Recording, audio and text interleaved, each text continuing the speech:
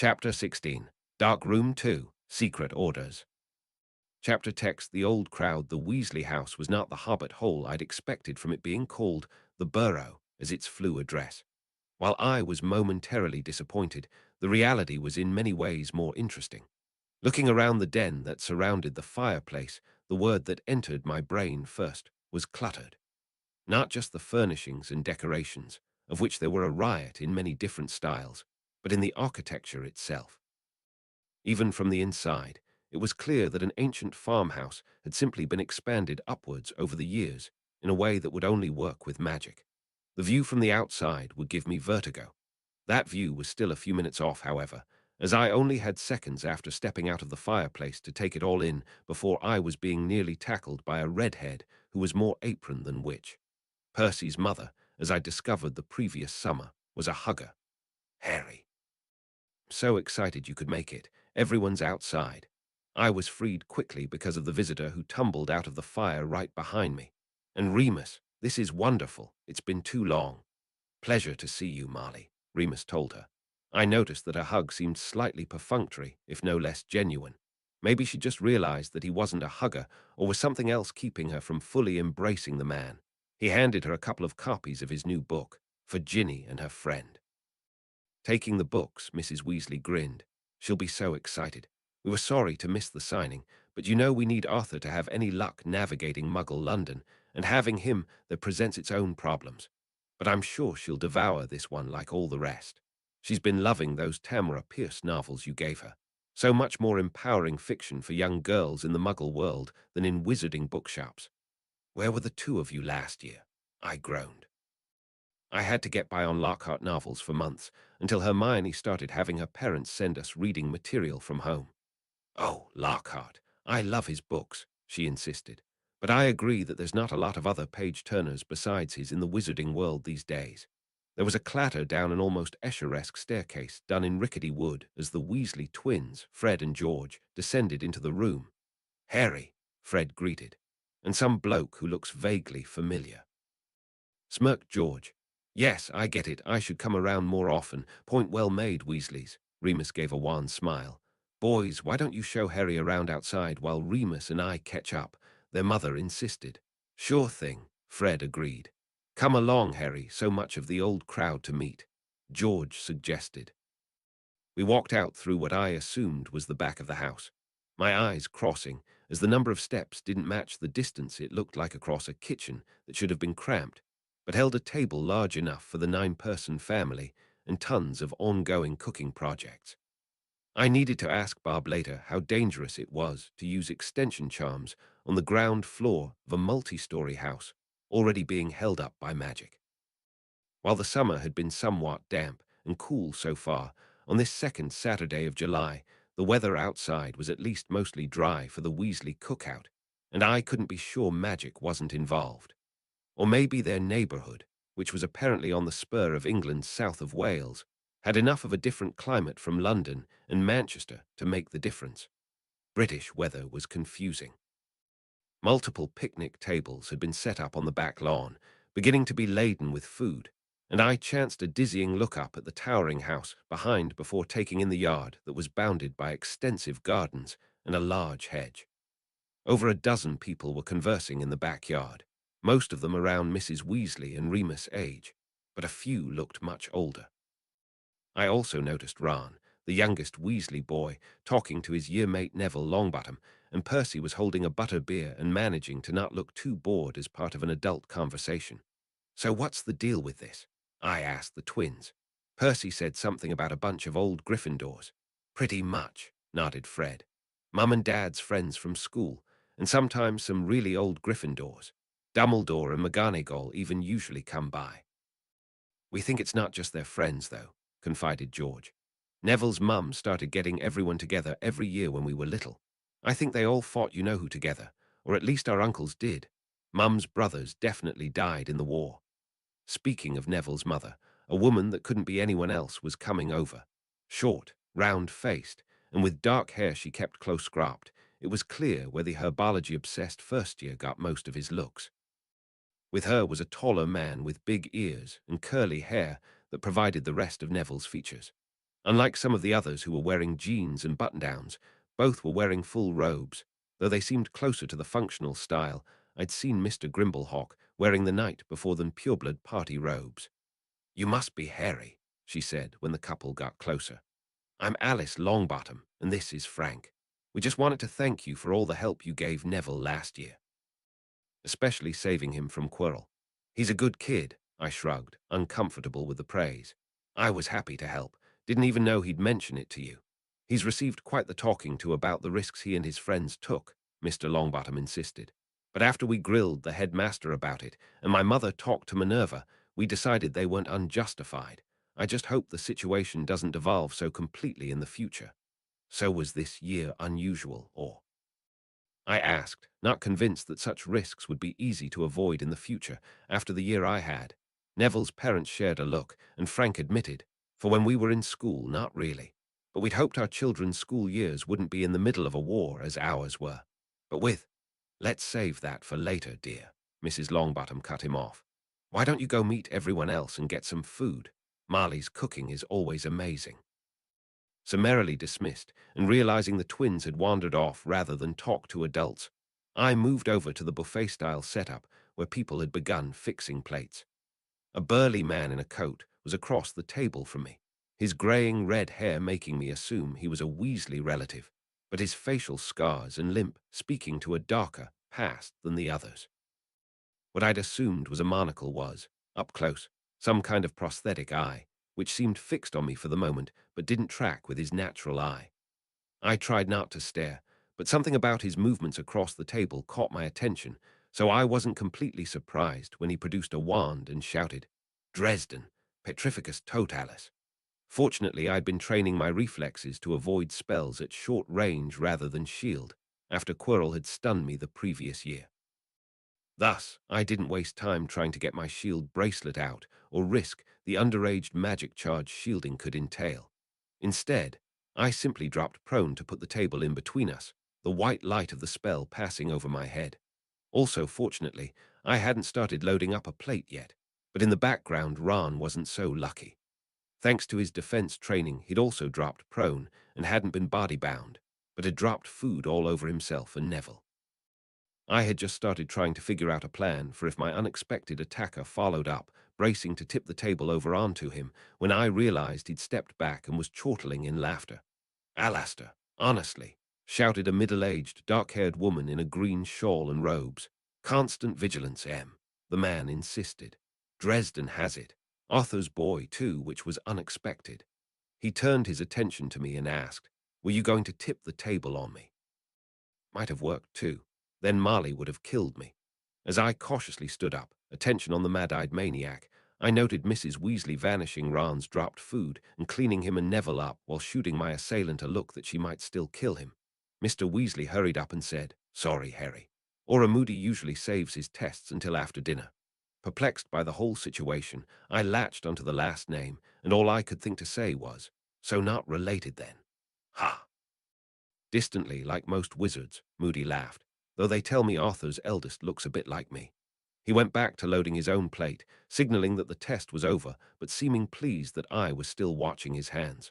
"No hard feelings, Dresden. Needed to see if Albus' recommendation carried weight." "Recommendation?" I asked, suddenly wondering if I hadn't just been invited as Percy's friend and to get Remus to come, but because the headmaster was up to something. I'd noticed everyone prepare for a fight when Moody tried to hex me, but nobody freaked out. The twins' mention of them being war friends made me wonder if this wasn't a barbecue, but a war council. "After dinner," insisted Mrs. Longbottom, walking up and shooting quelling glances at everyone. While I was anxious about what they had planned, her earlier advice panned out. The food was delicious. Marching orders, there was a definite hierarchy to the kids' table, with Percy and me at one end, a buffer of the twins, then ran across from Neville, and finally 3 young girls, each with a different hair color. The redhead was the youngest Weasley, but I didn't know who the other 2 girls were. From the way the dark-haired one periodically stuck her tongue out at or otherwise tried to distract Neville, though I assumed she was a Longbottom. "Chin up, Ron," Fred told his brother. "At least you ducked."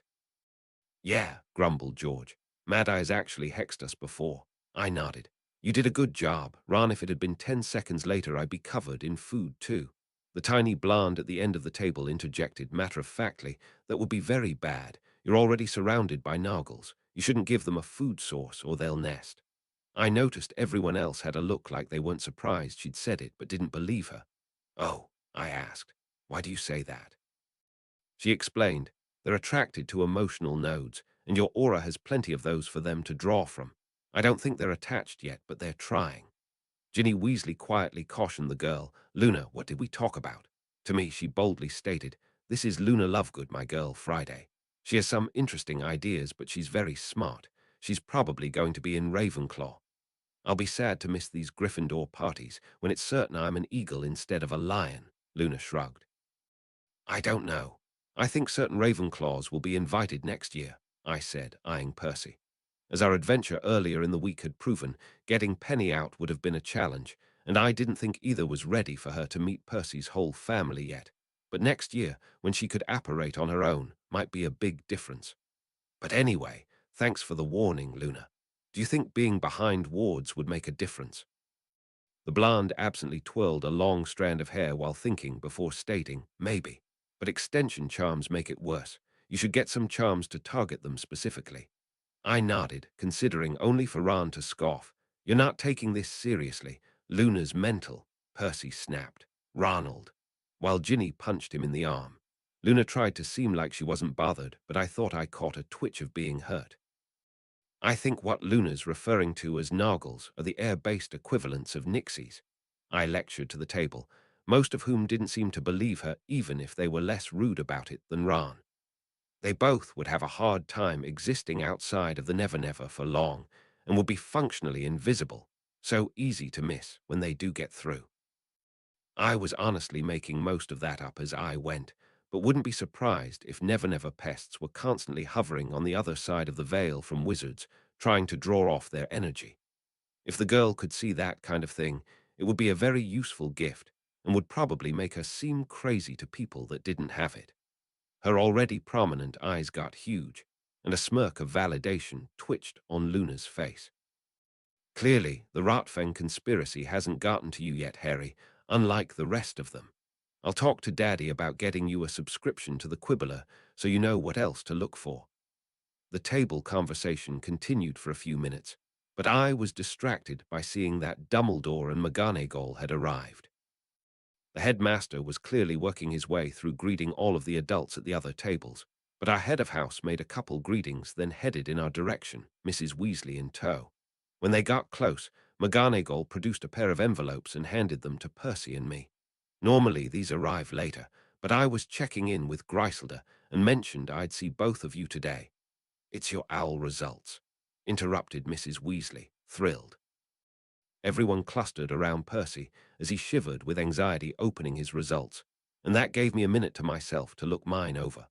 The biggest surprise was that I'd scraped out acceptables to pass history and astronomy. Everything else was about where I'd expected it, scratching the bottom of Exceed's expectations in herbology and transfiguration, better ease for charms and potions, and a range of outstandings for defense, runes, arithmancy, and muggle studies. From the squeals at the other side of the table, Percy had done as well as I'd expected. 12 owls, Mrs. Weasley shouted. Second one in the family. I'm so proud of you, Percy. From Griselda's intimations, Mr. Dresden also did quite well, suggested McGonagall, after Percy's mother had gotten all the hugging out of her system. I nodded, handing over the report. 10, though at least 2 of those Percy basically carried me on. While part of me wished you'd done less well so a lesson would be learned about homework, McGonagall began, staring me down. I am nonetheless quite pleased. Congratulations to both of you. We discussed it for a couple more minutes before Dumbledore spoke up loud enough for everyone to hear. If everyone is done eating, perhaps the younger members of our gathering might wish to go play while we have a boring adult meeting. It was probably about 7, but that still meant plenty of sunlight. The twins and Ron were obviously torn about being dismissed and not getting to hear adult secrets, but looked longingly at their broom shed. It's fine, I shrugged, wondering why Dumbledore was so bad at figuring out kids. He should have said it was everyone's annual time to figure out their taxes. I can finally show you guys how bad I am on a broom. Actually, If Harry and Percy could stay, suggested the headmaster, you might be able to provide some insight on a few matters we're to discuss.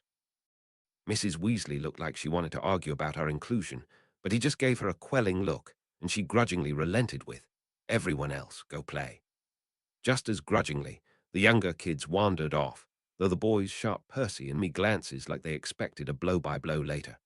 Once the 7 of them were clearly out of earshot, everyone pulled their mismatched chairs and benches into a circle. Dumbledore conjured himself a large, plush chair, and he started up. First, allow me to again thank Alice and Marley for continuing to organize these get-togethers.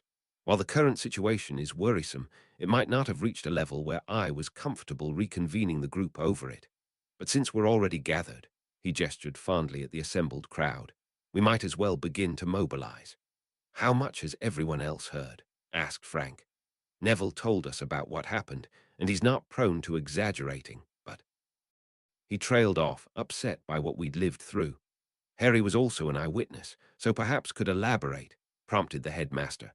I shrugged and tried to keep it brief. Voldemort, I paused as a few people took in shocked gasps, tried to possess me last summer.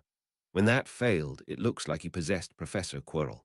He spent the year trying to get the Philosopher's Stone.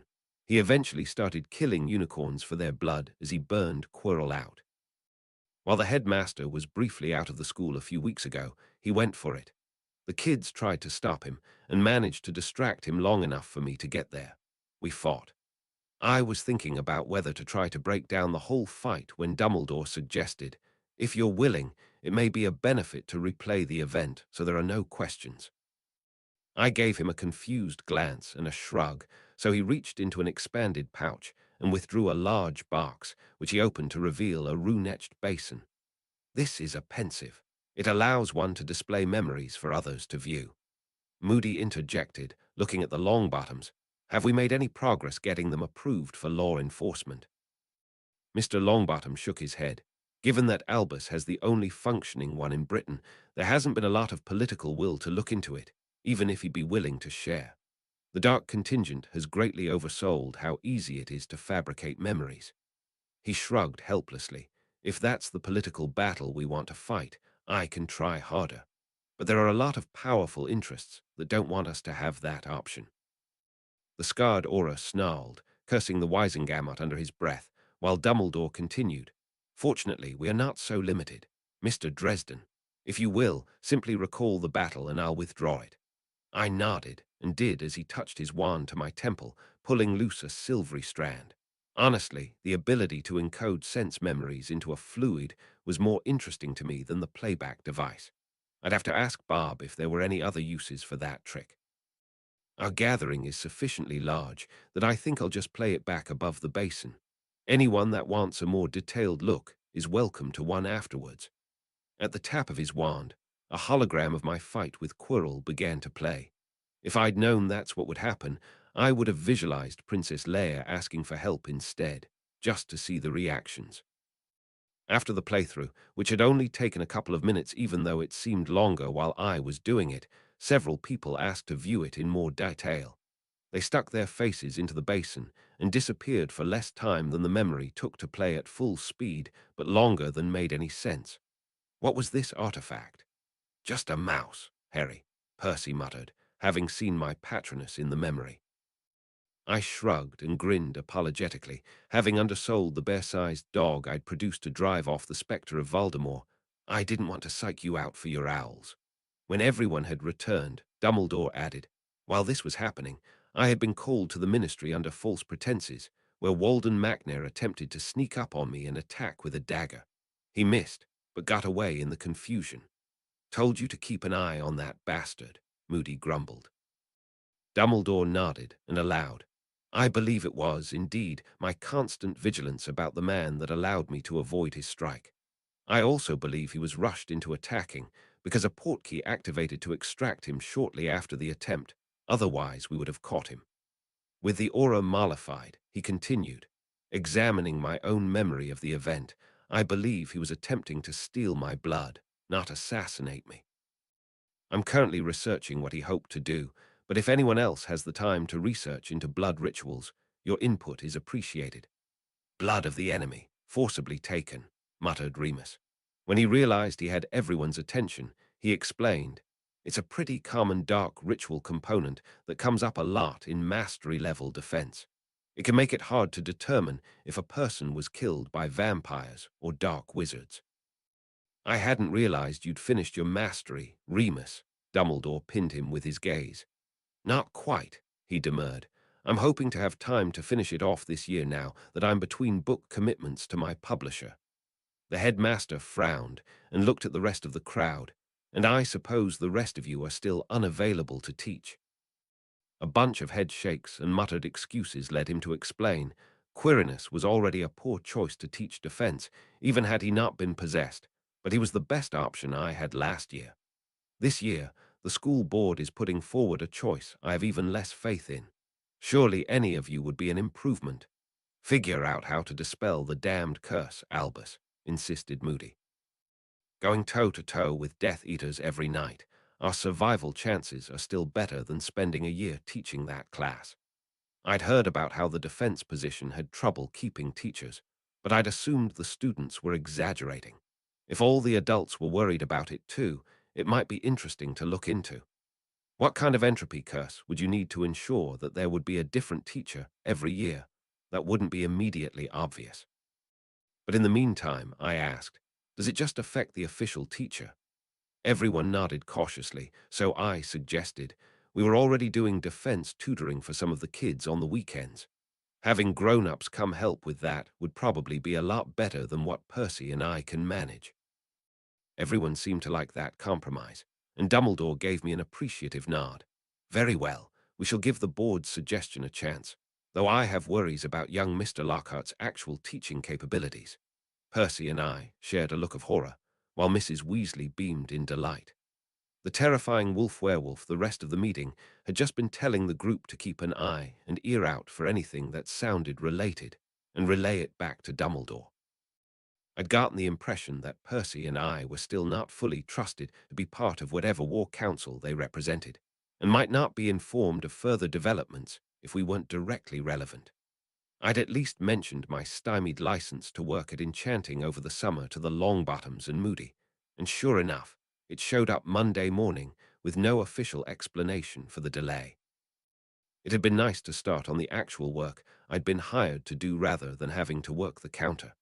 After the party, Remus had started to look like he was getting sick, and mentioned that he was going on an overnight work trip Tuesday, which would have seemed like a terrible idea if he actually was catching a cold. I just nodded like I didn't have any suspicions. I did stop by a used bookshop on the way back from work that evening. "Hey Bob, wake up. New romance novels," I insisted to the skull I'd set up in my room once I was sure Remus was gone for the night. My spiritual research assistant yawned, animating the skull, points of fire lighting the eye sockets. "Weird dreams in that extension charm bag." "Sorry, Bob, it's at least another year of that. I can't exactly set you up anywhere obvious until I'm out on my own." "No, it's fine. I've been through a lot worse." "Ooh, Renaissance bodice rippers." He examined the stack of smut I'd bought as a bribe. "You know, I bet we could talk Mathilda into trying out one of those outfits. They're not exactly historically accurate, but pretty simple to transfigure out of a common witch's robe." "That's on you, Bob," I groaned. "I'm not going to lead that girl on." "Why not? She's obviously way into you, and uninhibited." "It's a win-win-win. You wipe that scowl off your face you've been wearing all year, she gets what she wants, and I get to set up in the corner and enjoy a little light theatrical reenactment of my favorite stories." I considered trying to explain how the still recent betrayal and probable death of Elaine, the love of my life, was a huge impediment to my dating interests, but the largely amoral skull wouldn't get it. Instead, I just shook my head. "No, Bob." "Fine. I'm just over here looking out for your interests. You know you're wasting your sexual prime, right? Boys peak way earlier than girls. It's a grand, cosmic joke when you really think about it, given the normal dating ages being inverted." He finally seemed to notice my scowl had intensified from the one I'd apparently been wearing all year. "Fine. What do you want to do tonight? Tell me about werewolves." "We're in Britain and it's the full moon, so I assume you're talking about the common European wizarding variety." "I guess so," I answered, wondering if there was more than one kind, but explaining, Remus Lupin, my temporary guardian, is out on a business trip tonight and was sick the last few days. There have been multiple people showing up making hints about how he's unsafe. Other things, too. But I'm curious whether I should be worried.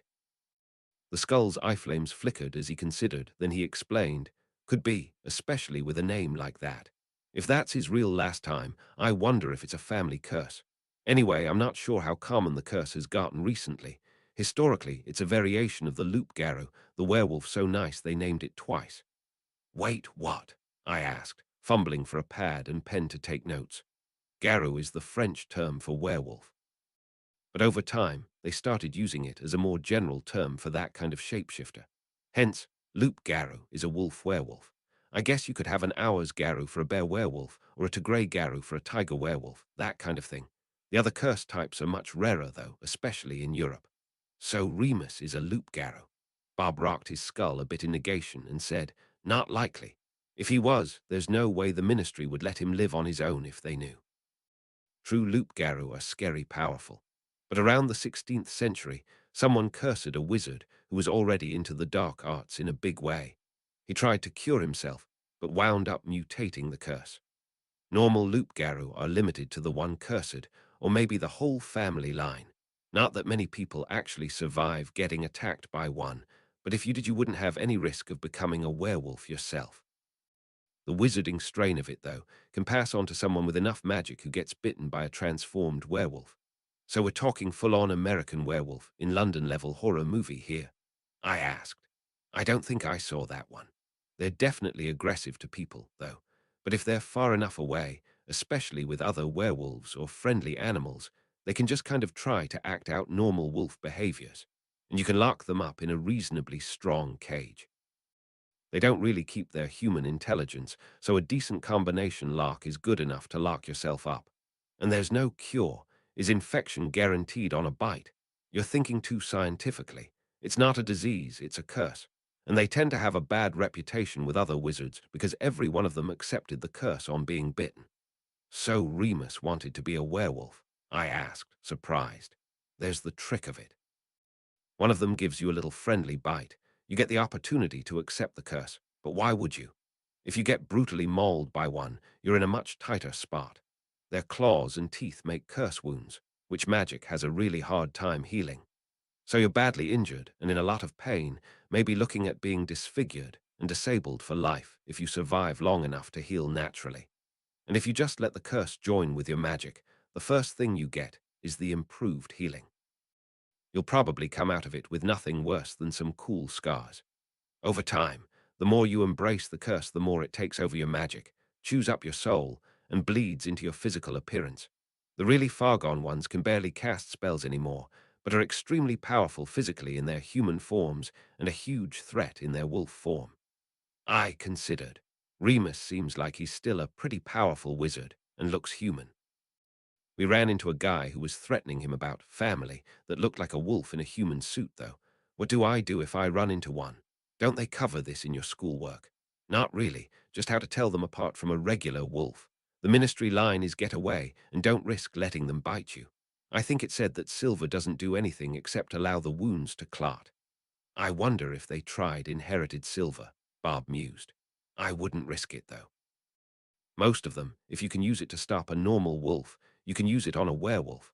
Normal wolves are scarier than people think, though. Like I said, though, the ones that have really embraced the curse might be even faster, stronger, and magic-resistant. Maybe the ministry line is right. If you don't know who you're dealing with, get away. All right, I considered. I guess I need to figure out how to bring it up to Remus so he'll stop pretending it's a big secret. Anything else? Actually, yeah. Let's talk about entropy curses. Chapter 17, Dark Room 3, Wolf Down. Chapter text. When it rains a week later, I still hadn't found a good opportunity to confront Remus about his condition, partially owing to Ms. Dervish increasing my workload to make up for the time I'd been unable to help with the enchanting.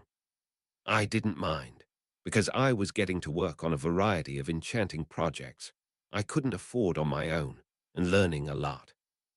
The shop did a lot of its business in repairing enchanted items, either ones bought for cheap, and refurbished for sale or bespoke projects for wizards without the ability to fix up dangerously fraying charms on their heirlooms.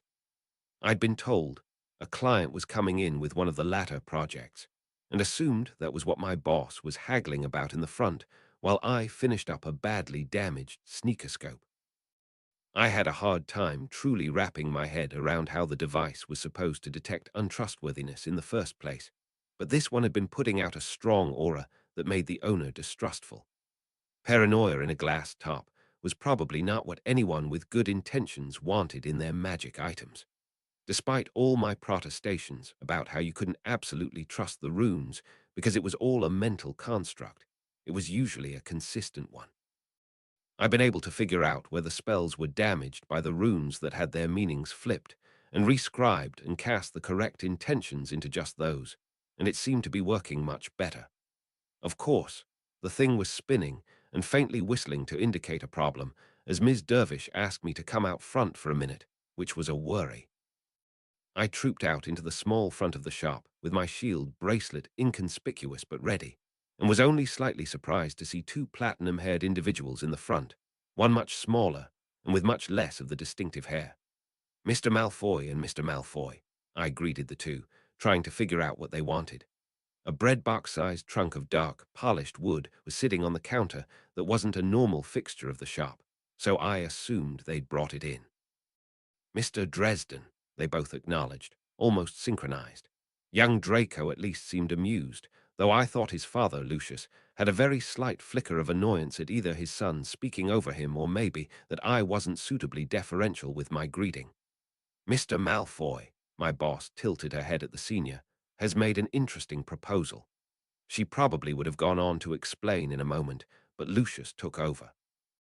It was an intriguing surprise when I came in to have some heirlooms repaired and discovered you were working here, Mr. Dresden. I saw an opportunity. He shifted his balance, calling attention to his fancy walking stick that I'd been assuming was a sword cane like he was some posturing nerd. Maybe the guy just had a bad leg, and I was being uncharitable. Draco tells me that you'd started including him in your enchanting club recently, but he was a few months behind the other attendees. I shrugged, always annoyed at the way he asked questions just to give you a minute to participate in his script. So I took great delight in doing what little I could to derail it. It's not really a club. I was just going to be doing some enchanting anyway, and invited some interested first-years to sit in and ask questions. I don't think Draco starting later puts him too far behind. He gave me a faint smirk, as if he'd expected me to be difficult, and was factoring that into how to handle me now that I'd done it on 2 meetings. I was going to have to figure out how to be even more annoying. I probably shouldn't be so thrilled to try to piss off one of the most influential wizards in Britain, but the guy was pretty much a magical Nazi, so I couldn't just let him get his way. Be that as it may, I was personally glad to hear of Draco's interest. Ancient Runes was one of my own favorite classes in school. Since you're already used to him sitting around and asking questions while you work, I thought we might continue that over the summer. I shrugged, surprised that was all he wanted. I actually got along okay with the kid, and he'd been polite and attentive at my sessions, even after he lost his leverage about Hagrid's pet dragon and the Weasley twins had pulled a couple minor pranks on him. "You okay with this, Miss Dervish?" I asked her. She smiled, nodding. "Mr. Malfoy's paying a premium on the repairs to account for your attention being split." "Fair enough, then," I agreed. I thought for a second about trying to gouge them for the 3 galleons, a lesson I'd been charging Draco, but that would probably annoy my boss, even though she wasn't really paying me much more than that for a whole day of work. Maybe I could work it out with Draco later. I'll be working on the heirlooms then. Lucius nodded, reaching over and opening the chest to display a fairly haphazard stack of fancy-looking junk, full of dust and brass. "I've been doing a bit of an inventory of items in the manor recently, and we turned up several that were no longer functioning. What better way for Draco to learn than to understand the enchantments on the family heirlooms? Seeing another opportunity to annoy the elder Malfoy, I couldn't stop myself from asking, "None of them are cursed, right?" "Certainly not," he insisted, but I thought I saw a flicker that he hadn't expected the question. Mr. Weasley had mentioned at the party that he'd been given the go-ahead to start doing raids for dark items over the summer, and I wondered if that was what inspired the belated spring cleaning of Malfoy Manor. "Sounds fun, then," I said. "When do we start? Why don't you me your son's schedule and we'll work it out," suggested Miss Dervish. "Quite," the elder Malfoy acknowledged. "Well, then." Afternoon, Miss Dervish, Mr. Dresden. We said our own goodbyes as the Malfoys left the shop, and as they opened the door I could see that the day had gone from grey to drippy outside since I'd come into work. Once it was shut and they'd moved away, my boss lightly admonished me. "I'm surprised at you, lipping off to Lucius Malfoy. If you know his son," I grinned. "You can't let the stuffed shirts get too stuffed." Honestly, I wasn't sure how much of my attitude came from knowing my godmother was his sister-in-law, and how much was general orneriness, that I directed him, even if I didn't think I could get away with it. Especially after meeting his former boss cult leader, Voldemort, I wasn't feeling like Lucius Malfoy deserved to be normalized. After his recruiting pitch to me the previous November, I figured that even if he was no longer a Death Eater, he probably regretted it only because his Dark Lord hadn't been sufficiently subtle and had set back the cause of rabid conservatism quite a lot. While I didn't actually mind Draco hanging around, part of me was hoping to set a better example for the kid than his dad. I was probably fooling myself. I was a little surprised, though, when I went back to the workroom and realized the sneakoscope was still quietly rotating, even long after the Malfoys had left. As far as I could tell, my repairs were good, but I didn't have a great way to test the range on the item, and I had no idea what level of untrustworthiness it triggered off of. But I was still keyed up about it when I left for the day. I decided to grab some bar food at the Three Broomsticks and then use their flu to get home, and immediately regretted it as I had to make a mad dash along the streets of Hogsmeade through the warm but reasonably heavy Scottish summer rain. Even though the sun set late, my visibility wasn't very good, so I didn't see the cloaked figure lurking in the alley I was passing until an arm was shooting out at me. At least I'd been on guard enough to duck, but I slipped and tumbled beneath the grasping arm, sliding painfully into the road and having to look up at whoever had tried to grab me. Even in the rain, there was no mistaking the face that looked like a feral steroid abuser. Fenrir Greyback grinned, showing way too many teeth, and said, "I thought I smelled you around town. You're going to send a message to Remus for me." "Sorry, I mean you're going to be a message for me." Seabeams glitter in the dark, the roided-up meatstick that I was pretty sure was one of those fully curse-embraced werewolves Bob had mentioned loomed over me like Roy Batty, rain sheeting across his head that had slipped free of his cloak, and unironically growled, "Time to die." I didn't think that meant he was planning to slump over dead himself. For one, I could see his hands, and he hadn't mysteriously found a dove. All the comparisons to Blade Runner went through my head without actually slowing my response time, because I'm a combat-trained geek who can multitask. He dived at me, claw-like fingernails out, and I rolled to the side, getting more mud into all of my clothes, but successfully dodging the guy that was probably at least double my weight and twice as ugly. I kicked at him, less to hurt him, and more because it seemed like a faster way to shove myself away. He grunted, annoyed, and toppled onto his right side, and I went sliding out into the main road. "Success! You'll pay for that," he yelled, again seemingly totally unaware of what a walking, talking cliché he was. I yanked my leg back to narrowly miss his grab. "Do you accept muggle money? I'm low on galleons," I snarked. Make a clichéd threat, get a clichéd reply. Muddy, rain-slicked cobblestones were not the best surface for a gangly teen to regain his footing on, and I was scrabbling to try to get to my feet before he got to his. I just about got my oversized legs under me when he laid on his back and easily rolled to his feet. He was too burly to pull off that cool martial artist kip-up thing, but it turns out that huge guys that are made of muscles are way more agile than scrawny nerds like me like to give them credit for. My hands already stuck in a mud puddle trying to get purchase, I swept a spray of dirty water at him and managed to splash him in the face. He roared in outrage. The predicament I was in was that I deeply indoctrinated myself not to use magic outside of school, even in an emergency, for fear of Dawlish figuring out how to throw me back in Azkaban. In hindsight, it probably would have been a good risk versus getting clawed up by a rabid werewolf, and I might have been close enough to work that it would read as my enchanting exemption anyway. So, swallowing my sheer pig-headedness, which my housemates called Gryffindor pride, I shouted as loud as I could, "Auras! Auras!" as I managed to finally stagger to my feet and start moving to the side. It was timely as he snarled, "Shut your weakling face," and took a diving swing at me. Some combination of my movement, the mud in his eyes, and fighting an urge to lead with his bite made it a narrow miss. I charged past him and down the street, feeling another whiff of air as he snatched for the back of my robe. His mistake, sodden and weighing 100 useless pounds as it was, there wasn't enough sticking up to grab. I heard him turn. Even with my long legs, I doubted I'd win any kind of foot race, and my lead was probably already dwindling to nothing.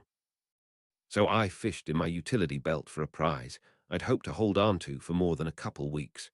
Feeling the cool weight of a small glass globe in my hand and sensing him right behind me ready to tackle, I dived right wincing as my knee caught the cobbles, waited for him to start trying to adjust to the dumb maneuver I'd just made, and said, "Hey, Fido, catch," as I tossed the ball at his surprised face. It actually hit him in the chest, which was just as well. Irrumpant Potion was optional extra credit on my Potions Owl exam, and I'd saved off a little bit after turning it in. For the most part, the magical nitroglycerine was way more dangerous and less useful than a blasting curse or exploding charm. But when you couldn't use magic, it was a nice holdout. The small portion in the globe wasn't enough to even seriously injure him, but it definitely knocked him back against the wall of a nearby building and made a very loud noise. I was hoping to use the distraction to get away, but as I shoved myself up off the wet road, my knee groaned in protest. It was the same knee that I'd injured in my last brawl over Christmas, and I was probably going to wind up doing myself serious long-term harm if I kept taking shots to it. As it was, I was only able to hobble away, and I suddenly worried that this was just going to get me even more painfully murdered when he recovered in a moment. But fortunately, speaking of the blasting curse, I heard a man's voice shout, "Confringo," from down the block, and a jet of coruscating orange light flew at Greyback, who narrowly dodged out of the way as it scorched a foot-wide and yard-long crater into the house behind him. More shouts were coming from down the block as people noticed him. Between me hobbling and soaked down the street to get away and him posed in anger in the street like the damned Terminator, the cavalry had made the right decision in the rain-obscured conditions. "Just a matter of time, mate," he growled at me before dashing around a building, actually howling out his rage as he escaped. He got away so fast I'd even missed the opportunity to get in some ill-advised snock. Adrenaline cutting out, I managed to get under the eaves of the building closest to me on my right and lean heavily against the wall. Just barely out of the rain, I winced as the pain in my knee made itself seriously known as well as all the other bruises from diving and rolling on cobblestones. "I say, what's happened down Dresden?" asked the voice that had cast the spell, resolving out of the rain into Abraham Grimblehawk, who I'd met the other night. "Harry," came a much more terrified shout as a young girl ran up the road behind him. I saw a flash of coltish limbs and reddish-brown hair as his niece, Mathilda, crashed into me with a hug. "Ouch, I'm okay, Mathilda. Just bruised from hitting the road too much," I said, while awkwardly leaning on her since she'd thrown off my one-legged balance. "Fenrir Greyback wanted to kill me as a message to my guardian," I said to the senior Grimblehawk, hopefully conveying through my look that I understood what it meant, but wasn't planning to share with Mathilda if I didn't have to. "Really glad you were in the neighborhood." "Yes, well, we were investigating something we thought was unrelated. Why didn't you use magic on him?" the old man asked me. Probably should have, I realized out loud. But I didn't want to get hauled in on underage magic charges by a certain aura who has it in for me. He winced and glanced at his niece, probably realizing how dangerous things were because of the stupid underage magic rule. "I'll speak for you if it's an issue," he allowed. "First rule against creatures like that is, survive." The rain was finally starting to ease up, and a few other people from the three broomsticks in down the block were poking their heads out. Mr. Grimblehawk waved to indicate all was well. Mathilda hadn't let go from her hug, and it was a testament to how shaken up I was that I was just enjoying the human contact and not trying to extricate myself before she got ideas. Anyway, friends hugged, right, just friends. I'm glad you're okay, Harry. Me too, I told her, brain flashing to a million ways I could have prepared for the fight better and handled myself. If he caught me truly alone, I'd have been dead. It then hit me that this was probably her internship, not dinner with her uncle. Should you be out here helping hunt werewolves? At least her internship probably let her get away with casting magic anywhere with her uncle's supervision. Not werewolves, she insisted, though people said so at first, but they've been seen in the area since the moon. Big wolves, what could they be? It's fascinating. Perhaps too fascinating. Her uncle suddenly frowned, as if he'd noticed something we hadn't. Based on his look, I started to listen and thought I heard quiet splashes coming from several directions, as if big things were moving stealthily. I had wondered why he howled as he left. From around the corners of buildings, dark-furred heads appeared, horse-sized wolves loping around and casually surrounding us. Red eyes gleamed in the clouded evening light as they got ready to charge. Call of the Wild, were you serious about speaking up? I asked Mr. Grimblehawk. Unless you've got this covered. I didn't think he could handle upwards of a dozen giant wolves all by himself, but I wanted to be absolutely sure he would handle it if Dawlish came after me for using combat magic on the main street of Hogsmeade. Use what you've got, Dresden, he nodded, turning to face the ones on our right, while I faced the ones on our left, bracketing Mathilda in between us. We were set up with our flank to the large storefront of Zonko's joke shop. Hopefully the Weasley twins wouldn't kill me if this got rough, and the store was damaged. There wasn't any movement inside the shop, and a closed sign hopefully meant they were genuinely out and not just hiding. It probably also meant we couldn't easily escape inside. I pushed myself away from the wall and drew my blasting rod. I tried to shake my shield bracelet free, but my sleeve was so wet I had to use my right hand to awkwardly pull it loose. My knee still ached, and I was bruised all over, so hopefully this didn't turn into a running battle. The wolves were fully visible as their numbers increased, red eyes almost glowing in the darkness. Moon wolves? Mathilda asked. They can't be werewolves. Wargs, her uncle explained. Haven't been seen in Britain since the last Goblin Rebellion. Great, more of my godmother's never-never acquisitions. This would be my third attack by fairy beasts in less than a year. Mathilda, I whispered over my shoulder, there are iron spikes in my back right belt pouch. Like the Lucrata, she got it, remembering how I'd killed the beasts that had attacked the school over the winter holidays. As she moved my robe out of the way to get to the belt, one of the wargs took it as a cue to attack. Incendio, I incanted, pointing my blasting rod at the rushing wolf and catching it with a gout of flame. While it was soaked enough with rain that it didn't seem to do too much to it, with a yelp of surprise or pain it aborted the attack and dodged back out of the way. Behind me, Mr. Grimblehawk shouted, Confringo, and I caught the light of a more explosive torrent of fire at one that had tried to charge from his side. I didn't hear a yelp, so it might have dodged. The rain was turning out to be fortunate enough. Between the two of us, we could burn Hogsmeade down on a normal summer day. I felt a bump from behind as Mathilda finally went for the utility belt, and a glance showed her left hand come out with a fistful of crude iron nails. Now what? Banishing charm. I nodded, and she shook a few of them free of the lump and into the air and yelled, Depulso, to launch them at the wargs.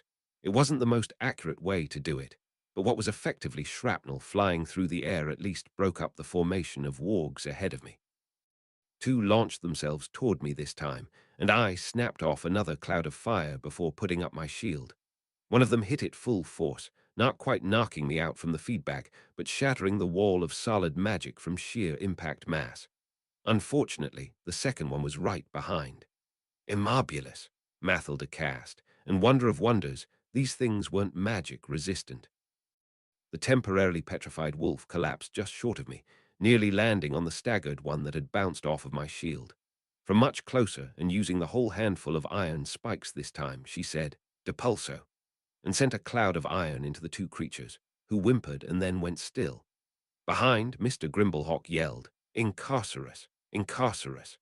At a glance, he'd been rushed simultaneously from his side and conjured ropes to try to bind his attackers. Unfortunately, the main street was wide, and a third warg had circled around and rushed straight up the middle. I don't know if it was coming after me or for Mathilda, but since she'd stepped around my right side to hit our attackers, she was in the way of the rush. With a cry of pain, my friend was tackled to the ground, a slavering giant wolf trying to decide whether to finish her off or to deal with me first. I didn't give it the option. In addition to being a useful magical focus, my blasting rod is a couple feet of quite solid wood, and I guess it didn't expect me to backhand swing at its face. Its reflexes were good, though, and I just clipped it in the ear. But hitting it would have been a bonus. I was just trying to line up a close shot. Bombarder. The exploding charm isn't usually the best choice in combat. It takes a lot of energy to cast, and is optimized for brittle materials like stone rather than flexible living flesh. At 10 paces, you can take the floor right out from under someone, but their legs will be fine. At 10 inches, though, flexibility doesn't mean much. With a wet sound like someone playing a trumpet into a jar of mayonnaise, the warg's head disappeared, and the body flipped through the air to land in the middle of the street. 5 of their pack down in as many seconds, 3 of them with great prejudice. The rest of the wargs growled and then ran off. That's 3 and done. I shouted after them, hoping I'd had my share of never-never attacks for a while. You okay? I asked, looking down at Mathilda and offering a hand. She gingerly felt her head and winced, but I didn't see any blood when she then reached up and grabbed my hand. 3 vials of pain potion, maybe, she grimaced. Okay, Uncle Abraham, she asked. The old man seemed winded. Too much magic at once, he admitted. Glad you're both okay. He took another look and suggested, cleaning charms before the stains set in maybe, and then went to go check on the 2 he'd tied up. Mathilda was wearing a similar red jacket to her uncle's, so I hadn't noticed immediately that she was pretty thoroughly doused from the neck down in warg blood. Sorry, I said. I didn't really think about proximity. Note to self, try not to explode evil wolves at point-blank range. Fluid physics are unpredictable. No worries, she grinned, a little weakly. You can explode wolves that are about to kill me any time. Not sure if she wanted to say more, she just shook her head and started using cleaning charms to try to get the blood off. I watched her as I leaned back against the building, my own second adrenaline crash in the last 10 minutes making me aware of what she was feeling. You did good, I told her, as I saw her glance at the body of the warg that had gotten her. Did I? She frowned. Uncle's knowledge, your plan, your iron. I'm the only one that got hurt. You immobilized the one that would have got me. You got 2 of them. I didn't see the one that got you either, and if you hadn't been here, it would have got me. I absently stowed my blasting rod back into my belt. But the 2 of you, fire, explosions. She shook her head. I'm nowhere near that. And if you hadn't told me what to do, I'd have frozen up. I could have died. I wasn't exactly the most touchy-feely person in the world, but even I could tell that the situation demanded it and reached out and pulled her into a hug. She was trembling. Hey, you did good. It's not bad that you're not ready for those situations. You haven't needed to be. It's weird that I have. And you didn't freeze up, even though most people would have. You did good.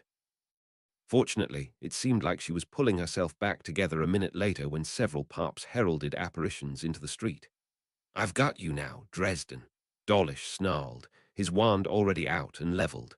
The other auras, thinking they were dropping into a dark wizard attack, quickly took stock of the situation and put their own wands away. Could have used you 10 minutes ago, man, I told him. Keeping my hands carefully still and visible, I nodded north. Fenrir Greyback ran off that way. Then I nodded east, and I think the rest of the wargs ran off that way. He snorted and continued to keep his wand pointed at my face. With the magic you were setting off, it doesn't matter if you swear you know who himself ran off that way. You're mine. Aura Dawlish. Mr. Grimblehawk shouted from further down the street, where he'd been trying to coax people out of the inn to help with the warg bodies. I deputized Mr. Dresden. He helped with a dangerous attack by rogue magical creatures.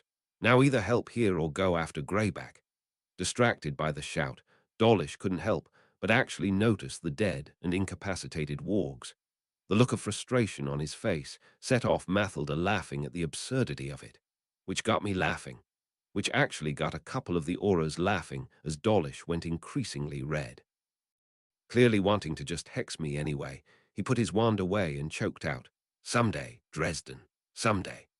Heart and soul, I had eventually got my dinner at the Three Broomsticks, as I sat with the Grimblehawks and an aura named Savage getting debriefed. Not wanting to out Remus, when the aura asked why Greyback had targeted me, I suggested it was maybe because I'd fought off the shade of Voldemort twice now. Not that he believed me, but he ended the interview shortly after that to do more research.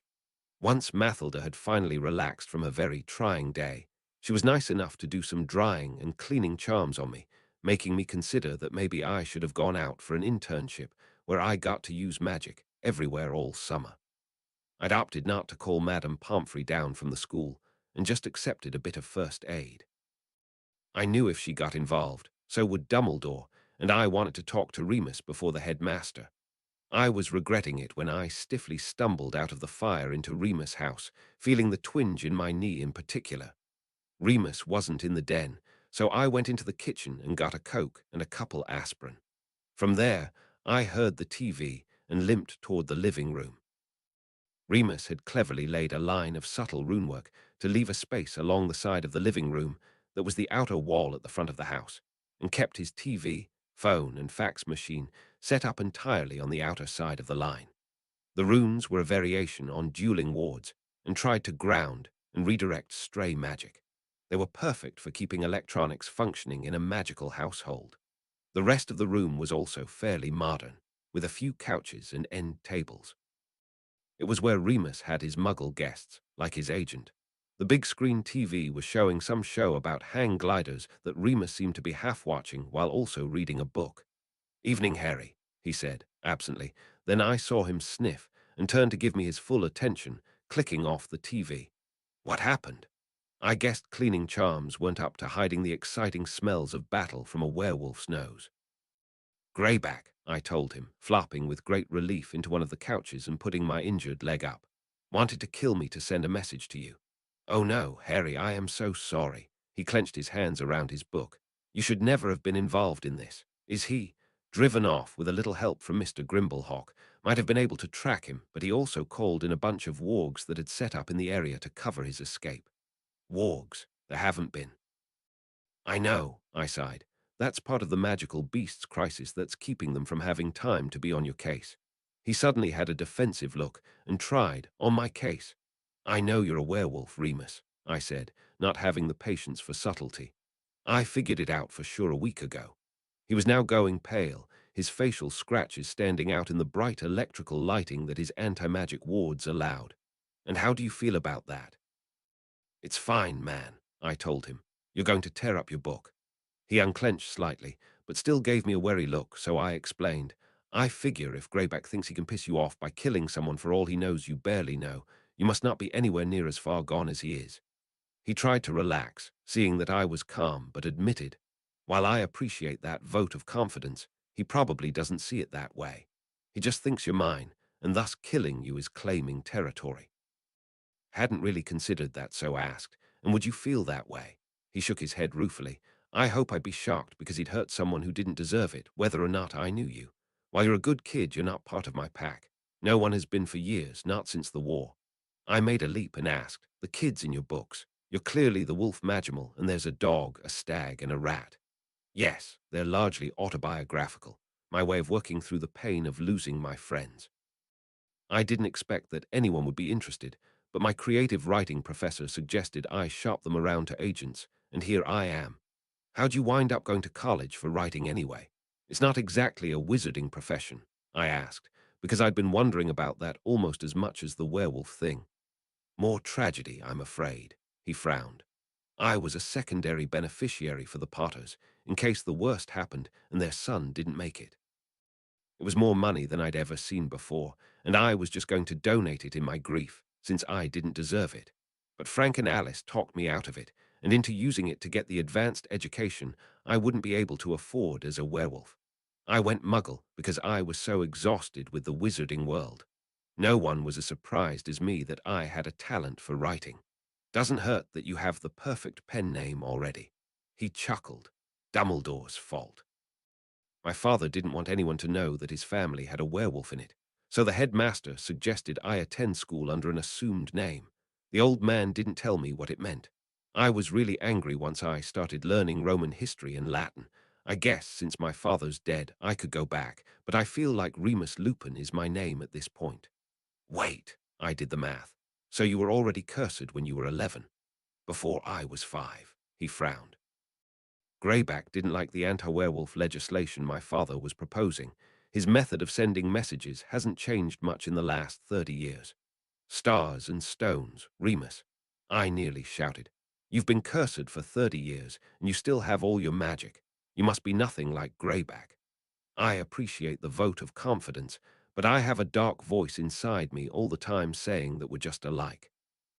It would be so easy to just give in, stop fighting it, and let it consume me like it has him. It's easy to agree with those that call me a monster because I feel like one every day. Can you make a patronus? I asked, a bit of a non sequitur. He nodded but admitted, a wolf. I grinned at the irony but continued, and you know why dark wizards can't make one? It's generally assumed that they have a hard time thinking of a truly happy thought. Some days I do too. Nope, I shook my head.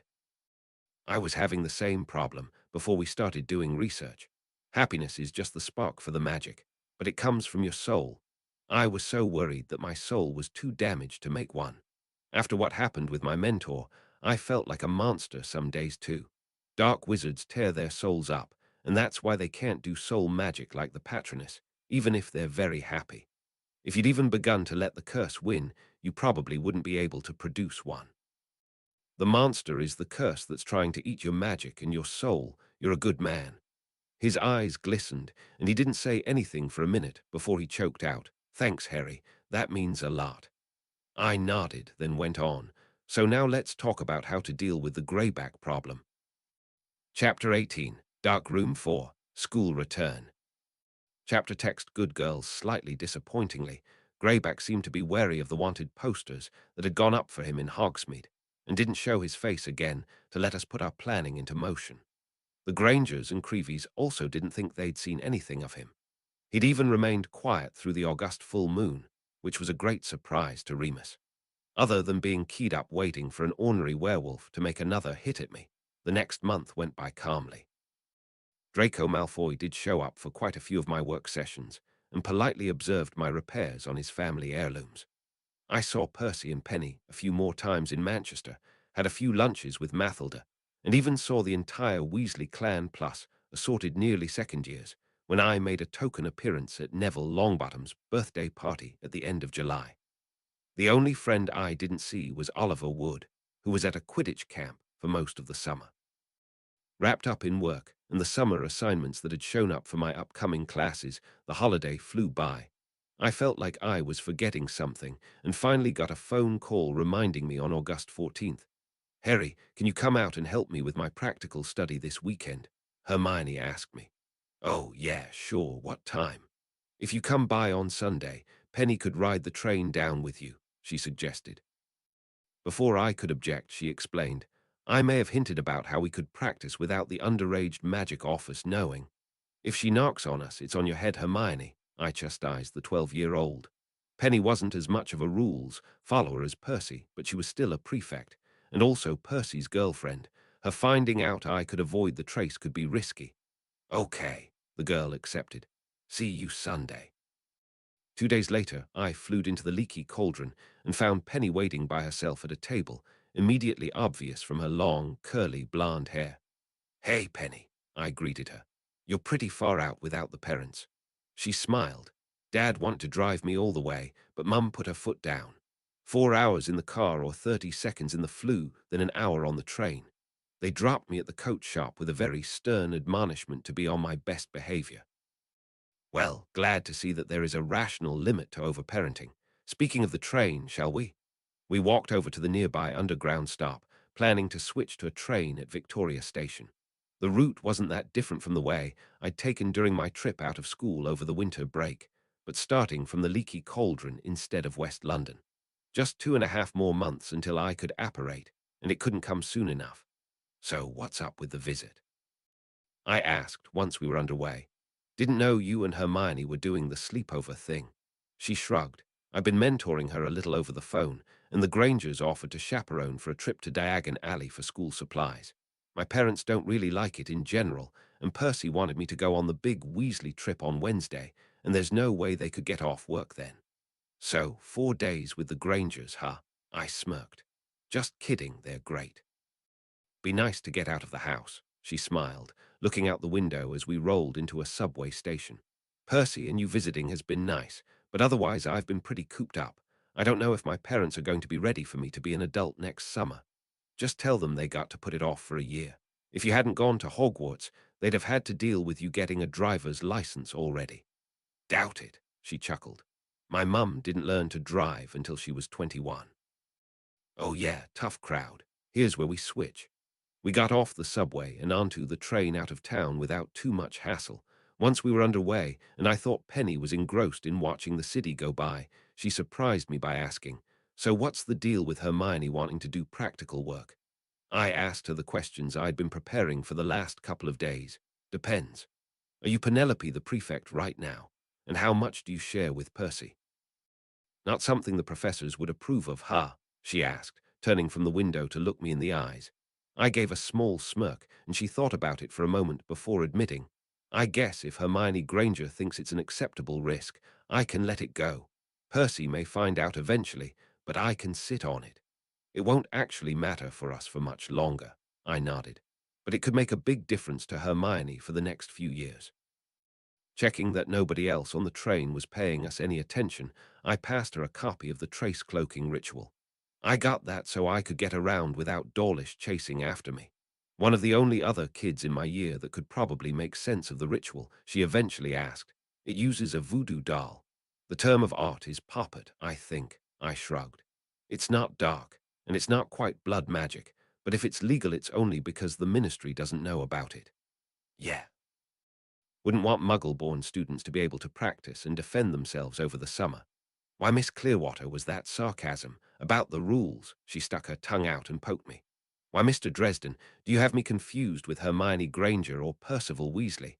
Just because I'm the most responsible girl in my year for my house, that doesn't make me a prig. Did you just imply your boyfriend and your hostess this week are prigs? I grinned. I thought you were a good girl. I am so hexing you after we cast this ritual, Harry. That turned out to be just after a nice lunch catching up with the Grangers, but Hermione got to go first. Another side benefit of my summer job was that I'd been able to lay in a good stock of the components for the ritual. The only difficulty was Hermione being able to get her poppet hung around my neck, since I had nearly 2 feet of height on her. Through well-timed ducking, we got it done, and the ritual competed, her trace bound into the Hermione doll hung around my neck.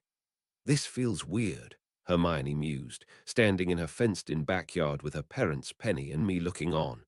Like you're wrapped in a scratchy blanket, I asked. She nodded, and I said, that's what it's supposed to do. You'll be down a little bit of power as well. Why don't we do a review of your charms and transfigurations from last year so your parents can see, suggested Penny. And if you need a target, you can use Harry. Ah, I grinned. Cast on me and it might upset the ritual since I'm wearing your poppet. You'll have to use Penny. Seriously, you two, the 12-year-old scoffed. Hardly anything from the first-year curriculum even targets other people. I have been reading ahead, though. We got quite a ways into the second-year curriculum before the ritual finally overloaded. I felt the poppet snap free from my neck and burn up before it hit the ground while Hermione blinked and staggered a bit, unprepared for the rest of her magic to snap back to her. I guess that's it, she asked. I nodded, and her father smiled. That was great, Hermione. I'm so glad we finally got to see you do magic. Are you staying for dinner, Harry? I did, but then had to head out to catch the train back and get to work in the morning. I left Penny and Hermione a stock of ritual components and a copy of the ritual to practice with the rest of the week. I'll see you all at Diagon Alley on Wednesday, I told them. Should be a lot of fun, since Penny gets to meet Percy's parents. Wait, what? Penny gasped, realizing, as I laughed and headed off to the bus stop. Dweoma Rights Management. I'd wound up working the full day on Tuesday to get the time off on Wednesday to go shopping, and hurried up to the school to meet McGonagall to see what supplies I could get on scholarship instead of buying at the alley. I'm afraid this may be an undertaking, Mr. Dresden, she explained as we walked toward the library. Irma, Madam Pince, is still out at a librarian's conference, and I'm not entirely sure how she's organized the second-hand books. Librarian Khan, huh? I bet those are way wilder than you'd think. I grinned. I honestly wouldn't put it past her, knowing the librarian's penchant for racy romance novels. And yet, still very quiet. McGonagall deadpanned and I barked out a laugh at her joke. I wondered how many other students appreciated how funny she was. We pushed into a small side room off the library that was crammed with books of all shapes and sizes, but which seemed to feature collected stacks of books with identical spines. Ah, here we are. Let's not upset anything we don't have to, lest we suffer when she returns. Here's the book list.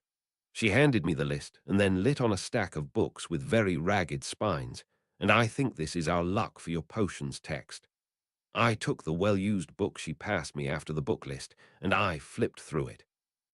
It had been so heavily annotated, it was sometimes difficult to see the actual printed text, but the handwritten instructions seemed like reasonable class notes at a glance, so I didn't try for one of the other decrepit copies. With that one out of the way, we were also able to find a couple of the other texts before I finally read the last section. Seriously, he put every one of his novels on the list. I winced, looking at the 7 books listed for defense class. For every year, she agreed. Albus wasn't pleased either, but the final decision on his professorship was so late, and we were unable to make time to discuss it with him due to his book tour. Traditionally, professors do get to choose their texts, but none have ever stretched the precedent this far.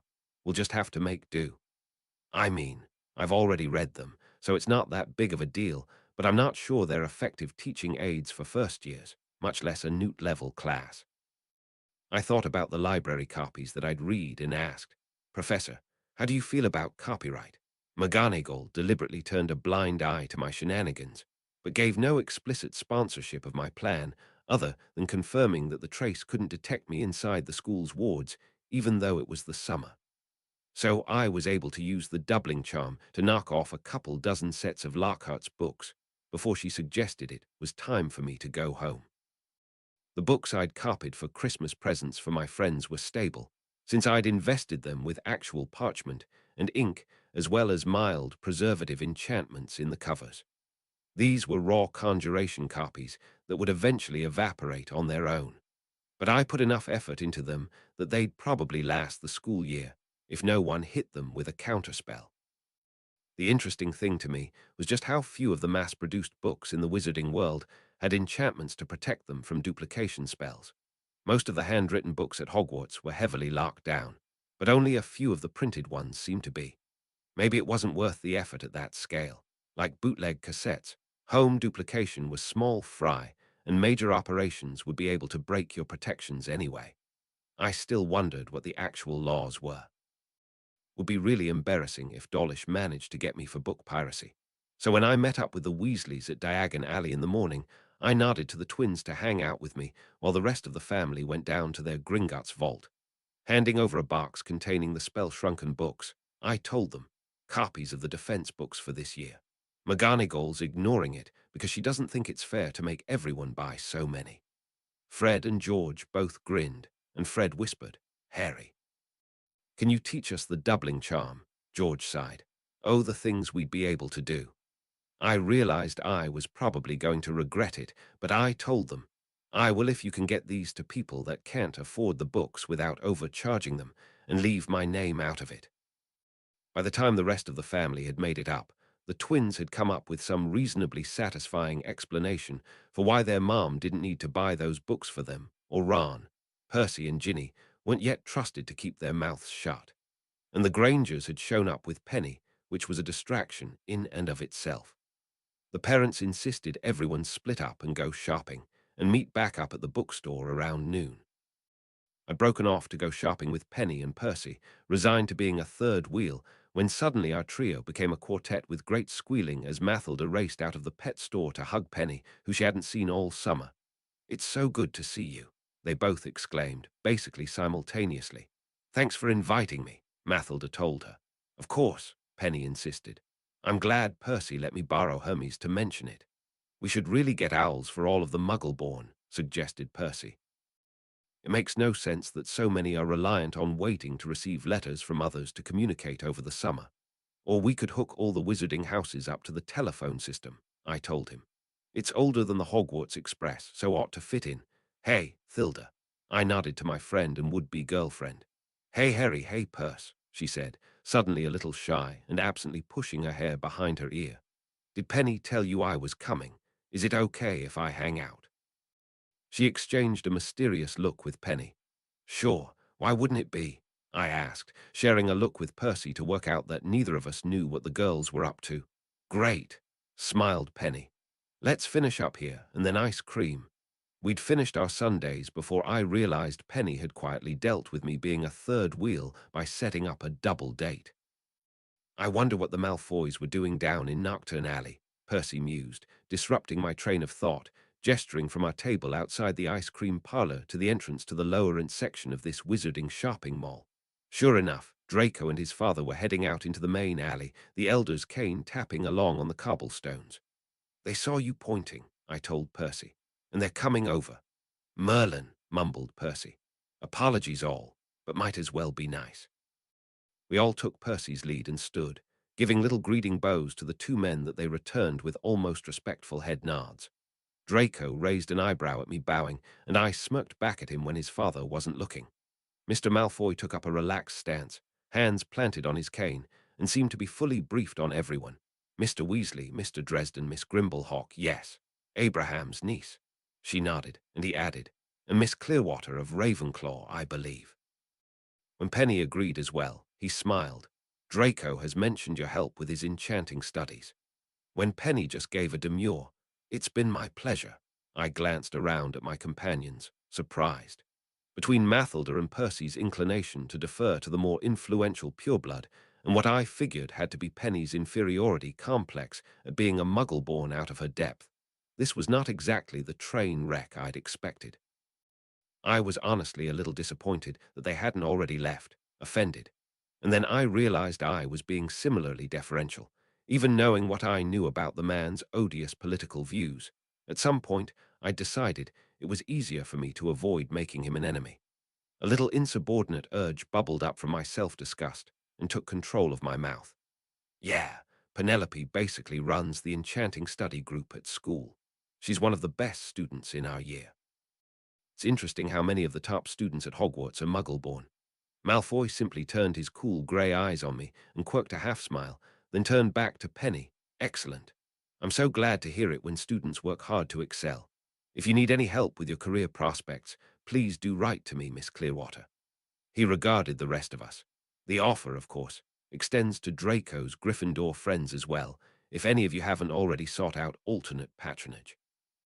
He glanced down at a pocket watch. Oh, well, we must be off if we want to greet Mr. Lockhart before his signing. It was a pleasure. Draco said, see you all at school, and followed his father, shooting me a smirk. I sighed and nodded back to him, ceding the point. Well, that was awkward and unexpected, Percy said, after they were out of earshot. Did we just unravel in the face of the enemy? Mathilda asked. It's not our fault, I grinned. They pulled a mind scramble on us. They opened their eyes and talked. Penny and Percy both looked blankly at the two of us, sharing a laugh. Come on, Penny. I know Percy wouldn't have seen Lost Boys, but no horror movies allowed at my house, she shrugged. It's cute the way you two finish each other's pop culture references, though. I guess we should also get moving and meet everyone else, Percy suggested, nodding at the line that was already forming down the street at the bookstore. The rest of the redheads from his family were clearly visible in the queue. We cut into the line with the Weasleys and Grangers just as they were moving into Flourish and Blatz, and being, as usual, head and shoulders above anyone else in the crowd, I was able to see the front of the line up ahead.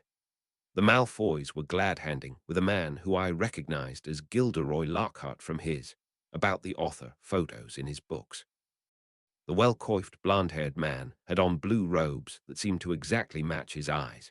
If the Death Eaters were more into the Aryan thing, I'd assume that Lockhart's coloration added to his friendliness with Mr. Malfoy was a clue that we'd have another suspect defense teacher. Fortunately, he had rolled up his sleeves to sign autographs in the August heat and was mercifully free of magical tattoos. Of course, Quirrell had been, too. Lucius Malfoy, on the other hand, had always worn long sleeves every time I'd met him, no matter the outside temperature. I can't believe we're going to actually meet Gilderoy Lockhart, Hermione bubbled behind me in the line. He's written practically the whole book list. That's because he's teaching the class, Hermione, I mentioned, then immediately regretted as she started making an excited noise that had me wincing and must have alerted all the dogs in the alley. It was a good thing Remus hadn't accompanied us. I'm excited that you're going to get to study with a wizard of his caliber, Mrs. Weasley added, putting a little breathiness on the last word that had her husband quirking an eyebrow. I wasn't so sure about that. I had the opportunity to observe Lockhart and the store patrons as we were stuck in the slow-moving line. I wasn't exactly the most combat-trained individual on the planet, and certainly didn't have the wariness of someone like Aura Moody, but I'd been in more fights than most 16-year-olds and liked to consider myself situationally aware. And I could get a vague sense of others who were used to fights and never totally let down their guard. Mr. Malfoy and the elder Weasleys were aware of their surroundings at all times. The doctors Granger were not. Most of the kids were not, except for Ron and Hermione, who had already seen way more fights than any 12-year-old should and were starting to develop an eye for threats. While I'd held out hope that maybe I was wrong about Gilderoy Lockhart just being a novelist, I was starting to get worried. He seemed utterly unaware of anyone other than himself, and maybe the person he was talking to. I saw him flinch in surprise a couple of times as the event photographer set off the flash for a candid shot. This did not seem like the behavior of anyone who'd been in even a fraction of the fights he described in his books, even if they'd been greatly embellished for print. I actually grabbed a copy of the book he was promoting and was surprised that Magical Me was his autobiography. Given that his books were presumably autobiographical, I had a hard time figuring out how a 28-year-old had enough additional material about his life to fill another book. Maybe it would read like a novel in an entirely different genre, but at least I had something for him to sign when I got to the front of the line. Harry Dresden, I'm a big fan, I told him, not dishonestly. As he started to personalize the book, I mentioned, I'll be in your 6th-year Newt class this year. After a pause to make sure he'd registered that rather than ignoring me, I said, I'm hoping we'll get to duel with you. It would be great to have some one-on-one instruction from a master. I thought I saw a flicker of worry as he finally glanced up after signing with a flourish and registered my height. Ah, yes, indeed, Harry, he recovered, having to glance at the book he'd just signed to remember my name. He stood and, raising his voice and waving his arms for quiet, explained, as this towering young man has mentioned, and to keep the rumors from getting ahead of the official word, I would like to make an announcement. All the young wizards and witches of Hogwarts that came into the store today simply to get a copy of my new biography, Magical Me, will also soon be getting the real Magical Me. Yes, I have great pleasure in announcing that I will, this September, be taking up the professorship for Defense Against the Dark Arts at Hogwarts School of Witchcraft and Wizardry.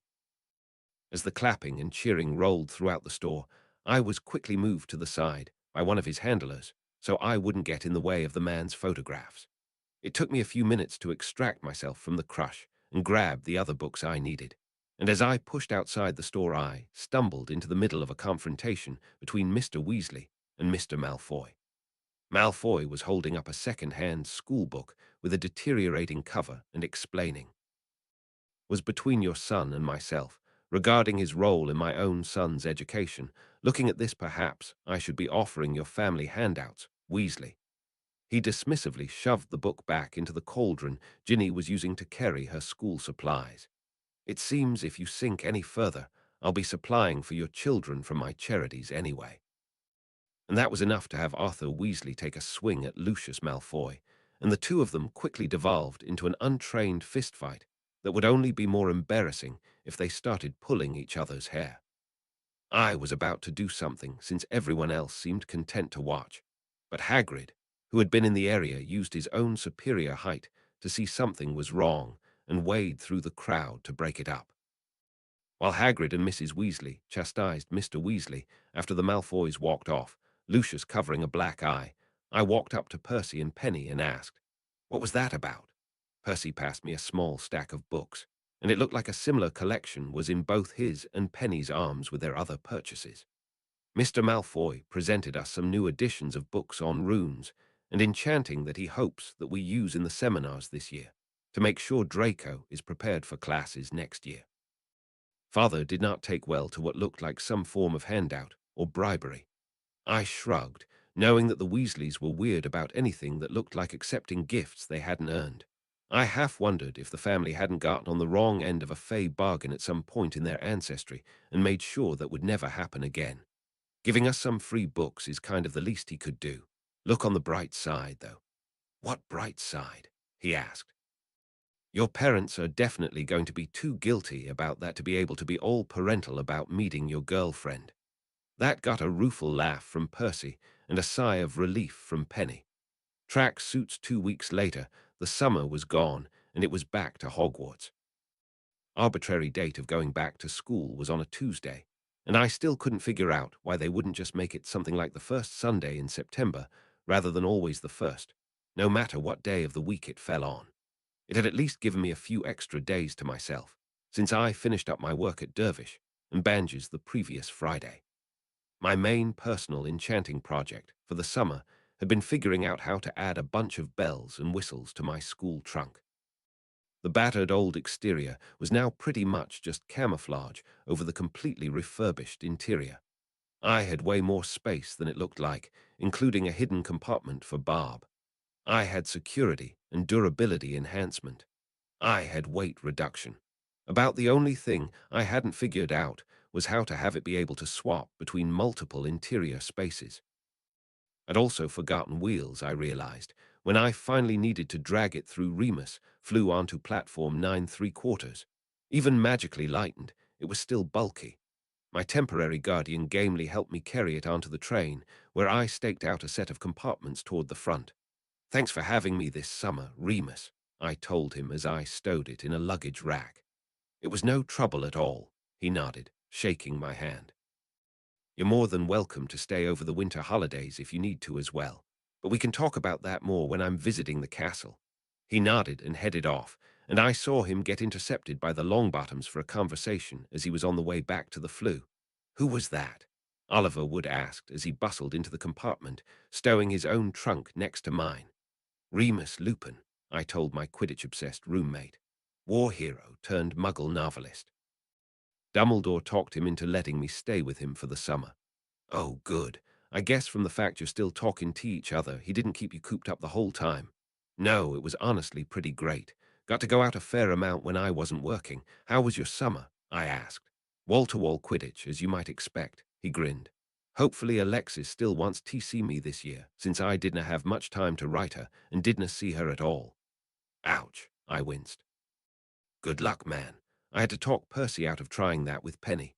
It was only 2 months, though, so hopefully it's okay. I saw a pair of people with extremely colorful clothes and an immense amount of almost white hair walking by the compartment, and I stuck my head out. Hey, Luna. Seeing I had her, and what I guessed was her father's attention, I suggested. The Weasleys always get here at the last second. Do you want to wait with us until you and Ginny can find a spot? She smiled brightly. Yes, thank you very much, Harry. She moved in so her father could help us put the trunk in the rack. Daddy, this is Harry Dresden, a friend of Ginny's brothers, and Oliver Wood, the Scottish boy introduced himself. Their friend and roommate. Ah, yes. Her father beamed at me in a slightly unsettling manner. You're the one that theorized that Noggles might be air-based sprites. Quite possible. Insightful. Glad to meet you. I'm Xenophilius Lovegood, Luna's father.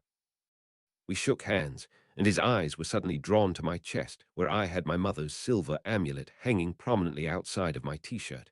And a seeker, marvelous. He drew a similar amulet out from beneath his own rainbow-colored embroidered shirt. Harry's not a seeker, Oliver grumbled. Won't even get on a broom.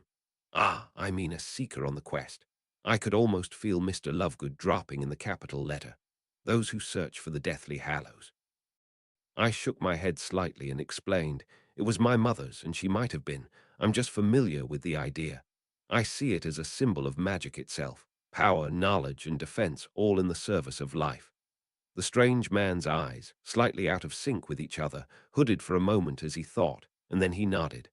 An excellent idea. I like it, though do be cautious about whom you show it to. I have been accosted in the past by those who do not understand the quest and merely see it as a symbol used by the most famous seeker of recent years, Grindelwald. Thanks for the warning, I told him. Well, I must be off. Got a line on a blibbering humdinger that I've been waiting for Luna to go to school to follow up on. Good to meet you, Mr. Dresden. Mr. Wood. I shall definitely be sending you a subscription to my magazine, Mr. Dresden. And please write me if you wish to discuss the quest. With that, he was off, and Luna sat off in the corner, looking out the window. I mentioned to Oliver, speaking of seekers, though you should try out Ginny Weasley. Apparently she's good. He nodded. Fred and George mentioned it. Hasn't been a first year as a seeker in ages, but it's worth a shot. Katie's still down about not catching the snitch Teal last year, and I'd much rather play her as a chaser. Soon after, the compartment door opened to another blonde witch, and Oliver and I helped Penny get her trunk up onto the rapidly filling racks. This is Luna Lovegood, I told her, off the questioning glance about why we had a tiny girl in our compartment.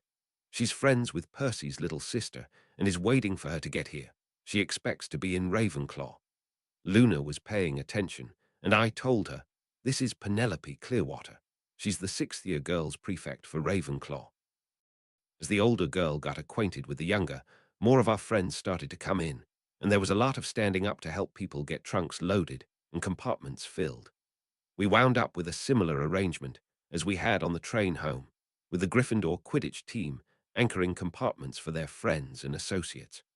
The only slight difficulty was when a distracted, dark-haired Slytherin boy that I thought was in Draco's year tried to take one of our saved compartments. Sorry, I told him. That one's reserved. I think I saw Draco getting on toward the middle of the train if you want to sit with the other Slytherins. Apologies, he said, seemed to recognize me, considered saying something, then started back down the train, flicking a considering look back at me. I noted that his ornate trunk had not inscribed on it. I'd have to ask Draco about it later. As usual, the Weasleys managed to show up only a few minutes before the train left, scrambling to get everyone on. When our prefects were all off patrol, we had nearly 20 kids juggling in between 4 very full compartments for 8 hours.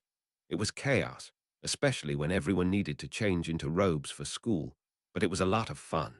It was surprising still, being so excited to just be a kid with a bunch of friends. I was heading back to Hogwarts. Chapter 19, Dark Room 5, First Weeks. Chapter text, a few of my favorite things unlike the previous year. There were no major announcements at the welcoming feast like terrible deaths hidden in the castle.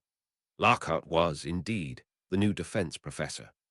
Gryffindor got Ginny Weasley, and the excitable boy with the camera I'd met at Remus signing, as well as 8 other tiny children who I hadn't met previously. Luna, as she expected, went to Ravenclaw. Even having dropped history and astronomy, my class schedule was intense compared to 5th year, with very few free periods. At least I didn't have to stay up late once a week for astronomy anymore. I quickly discovered why there was so much time in my schedule. All the Newt-level classes included every house, so the professors didn't have to split their time in half for the year group. For most periods, enough people had dropped after owls that it was still a reasonable class size, but not all. Very few students had failed their owls entirely, so there were still nearly 40 students in my year trying to take at least some classes. Several of the core ones, like Charms and Transfiguration, were packed. At least Percy was pleased that he got to sit with Penny basically every period. We'd started on Wednesday, and I'd had nearly all of my classes within the first 2 days, but my first defense class with Lockhart wasn't until Friday morning. After the previous classes had already loaded us down with research topics for the year and homework, I didn't know what to expect from defense. The man swanned into the room once we were all seated, and took a moment to look at everyone before proceeding with, 6th years, the best of the best, who did well enough on your owl exams to continue with defense. Soon you, like me, will be out in the world, defeating evil wherever you find it, yes. Ha ha. But there's so much left to learn, and learn you shall. For those that missed my introduction at the feast, I am Gilderoy Lockhart, Order of Merlin, 3rd class, honorary member of the Dark Force Defense League, and, he grinned, the light literally sparkling off his teeth, 5-time winner of Witch Weekly's Most Charming Smile Award. You might think that last is superfluous to your education, but there are more nasties than you expect that can at least be distracted by style. While I have your OWL results here, they don't really go into specifics about what areas you're most proficient in, so I've prepared a little quiz to gauge your knowledge, and in particular, whether you've already read ahead in your texts for the year. It's open book, 30 minutes, and this won't be graded, but is just for me to properly tailor later lessons. Let's pass these out and begin. I'd already heard Neville, Seamus, and the twins complaining about this, and I'd figured that he certainly wouldn't give his Newt classes the same quiz as he'd given the second years. I was wrong. There were 54 questions, nearly all of them more about Lockhart's favourites than defence material. It was also disturbing that I realised I knew most of the answers, since I had actually read all of his novels. It was, surprisingly enough, Marcus Flint who broke first. The caveman-looking Slytherin Quidditch captain didn't even raise his hand before blurting, "Excuse me, Professor. Do you realize you gave us the same quiz you gave to the first years?" "Of course," Lockhart nodded, distracted from where he'd been appreciating one of his own portraits at the front of the classroom. "I couldn't very well write such an exhaustive quiz for 7 different year groups. Rest assured, I expect that my upper years will do significantly better than the lowers, since you've had so much more time to learn. And how does knowing your favorite color help you tell how good we are at defense?" Flint growled, clearly not buying it. "Ah, yes, I see where the confusion might arise," the professor explained. "You see, if I just asked about defense subjects, you could have gotten that information from anywhere. By asking questions specific to your texts, I instead confirm whether you've read them thoroughly." It was a dumb answer, but one that was hard to argue against explicitly, so Flint simply growled again, but went back to the quiz. There was a lot of muttering around the class about how they never thought they'd miss Quirrell's teaching style, particularly from the guys. It seemed like the professor was nice enough to look at that the witches in class were mostly willing to give him some slack. When the time was up, he collected the quizzes and sorted through, tut-tutting most of the answers he saw. "I can see that many of you are creative, if not kind," he complained, before finally hitting on one. "Ah, someone did the reading. Good show, Mr. Dresden." The room turned to me, several with scowls, and I shrugged. "I'm a fan." "Right," Lockhart lit up. "You're the young man from my signing. Excellent, glad to have you in my class. 10 points for Gryffindor." He set the quizzes aside and announced, "Now, to business. You wanted a practical exercise, young Slytherin. It doesn't get much more practical than this." He whipped a paisley tablecloth off of what turned out to be a large cube-shaped cage that was next to his desk, revealing a dog-sized black and brown spider. It immediately started chittering and banging its legs against the bars of the cage, muttering, "Kill, eat you all, eat the fancy man first." "Professor Lockhart," Percy gasped. "Acromantulas are a class quintuple X magical beast. Perfect for a newt class, yes." The professor nodded, smiling. "Professor Kettleburn will be showing these off to those of you who are in care of magical creatures, but I convinced Mr. Hagrid to give us a sneak preview." I had my blasting rod in hand and my shield bracelet ready, having heard about how Lockhart unleashed a bunch of pixies on his second-year class, one of which seemed especially bright, and had escaped to go find the kitchens and bully the house elves into making it a pizza. But apparently he'd learned his lesson about the trouble that caused, because he gave the cage a wide berth and simply asked, "Now what can everyone tell me about acromantulas?" The rest of the class was actually pretty educational. I hadn't realized just how big the spiders I'd encountered in the forest the previous summer could get. This one was still pretty small for its species, probably only a few years old. They could live up to several decades, and just kept getting bigger the older they got, until they were the size of a van. Their venom was an incredibly deadly paralytic, and as I'd noted even with the babies, they had no qualms about hunting wizards. They also had a second set of longer pedipalps around their mouth that were highly dexterous. That wasn't something anyone in class realized until the muttering spider let loose an excited shriek of "free" and kicked open the door of its cage, having successfully picked the lock. Most of the class had let their guards down, unfortunately including me. The spider leaped free, Lockhart squealed and fell over his own desk backpedaling, and the spider made a leap at Alexis, Oliver's girlfriend, who'd taken up a seat in the front row. Fortunately, even flat-footed, my roommate had excellent Quidditch reflexes, and he managed to keep his hands away from its mouth and shove it away from underneath.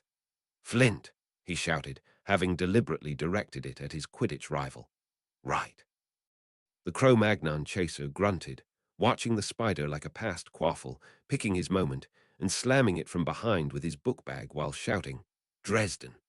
Not expecting to be included in the scrum, I nonetheless managed to get my bracelet out and a shield up, knocking the large spider nearly straight up into the air while I yelled, "Pull!"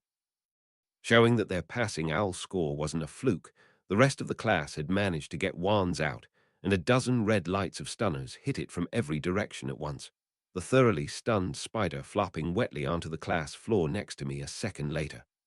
Lockhart, untangling himself from his robes and peeking over the desk side in relief, and said, "Excellent work, class. 3 points to each of you. If someone could please put that thing back in the cage and perhaps put a more solid locking spell on it." I forgot that Mr. Hagrid wouldn't have been able to do so. Once Percy had levitated the spider back into the cage and charmed the lock, the professor said, "I guess that's enough excitement for today. Class dismissed." He was busily fixing his hair and cleaning his robes as we exited. Stay focused immediately after defense class. I had my focus seminar at the only time I'd had a free period that matched the second-year Gryffindors, and that featured a Slytherin class Millicent could get out of. Considering that the Hogwarts schedule featured the 6 core professors with daytime classes trying to juggle a dozen different sections of class each week, while still leaving space for electives, it was a wonder there was any overlap. I'd also previously wondered how they found time to grade the homework of a couple hundred students submitting primarily essays, until I found out that a lot of the Newt workload involved grading lower-year assignments. Fortunately, they weren't handed out to members of the same house to prevent favoritism, so I wasn't going to have to ever handle the mountains of overwork that Hermione continued to submit. The girl in question had beaten me to the classroom we used for my seminar, and I heard her talking to someone as I came down the hallway toward it. I'd assumed it was Seamus, until I heard a much deeper man's voice respond in an American accent. "Well, that's very impressive, miss. Took me till I was 14 to really get started on wandless." He sounded Texan, maybe. When I actually entered the classroom and saw the person talking, I immediately assumed he couldn't be much more than 14, small and boyish with short-cut blonde hair. But he didn't carry himself like a kid, and the voice was too deep, so I figured he just had a baby face. "New transfer?" I asked, cautiously. He made a token attempt to put on robes, but had them hanging open over a sweatshirt and jeans, and had a huge knife strapped to his right leg. "Not exactly," he grinned, holding out a hand. "Bill Mayers, they're looking at whether I can do what you've been doing for the first years. Son, you don't have tar going forward. Maybe make it a cross-year thing if we get enough interest." I shook his hand, frowning. They had to go to Texas to find someone that could teach focus magic. He shrugged, taking his hand back after a firm shake. "Don't make much sense, huh? It's all real political." I was trying to join the Macusa Aura force, but they ain't much more open to our kind of casting there than they are here. Don't like apprenticeships when they're filling out your bona fides. But my mentor's connected enough that she heard about this. I'd be tradding teaching for getting tar odd at some of the theory classes here. "You should join a house," Hermione enthused. "I bet you get Gryffindor like us." "Nah, miss," he shook his head. "I'm a little old for dorming up with you lot. I know I look young, but I'm actually 19. I'll only be around a day or two each week tar start. Got a job lined up tar do security down at that town down the hill the rest of the time." "Hogsmeade? Yeah, they can use it," I grimaced. "How do you feel about wargs and werewolves?" He snorted. "Heard about that, hoss. I think that's what sold 'em. I'm all right in a scrap, sure enough." Behind me, Seamus and Millicent finally showed up, and before they could ask who the new guy was and smirking from the horse comment, I told them, "This is Wild Bill. He's going to be doing a similar seminar for the first years and wanted to meet us." "Wild Bill? Huh, I like it," he laughed. "Yeah, I'm here to meet y'all and figure out what kind of stuff you taught 'em last year so I know what to expect." Nodding and not feeling threatened by the guy, we went over some of the focus and ritual work we did when the 3 were first years. I explained after the summary.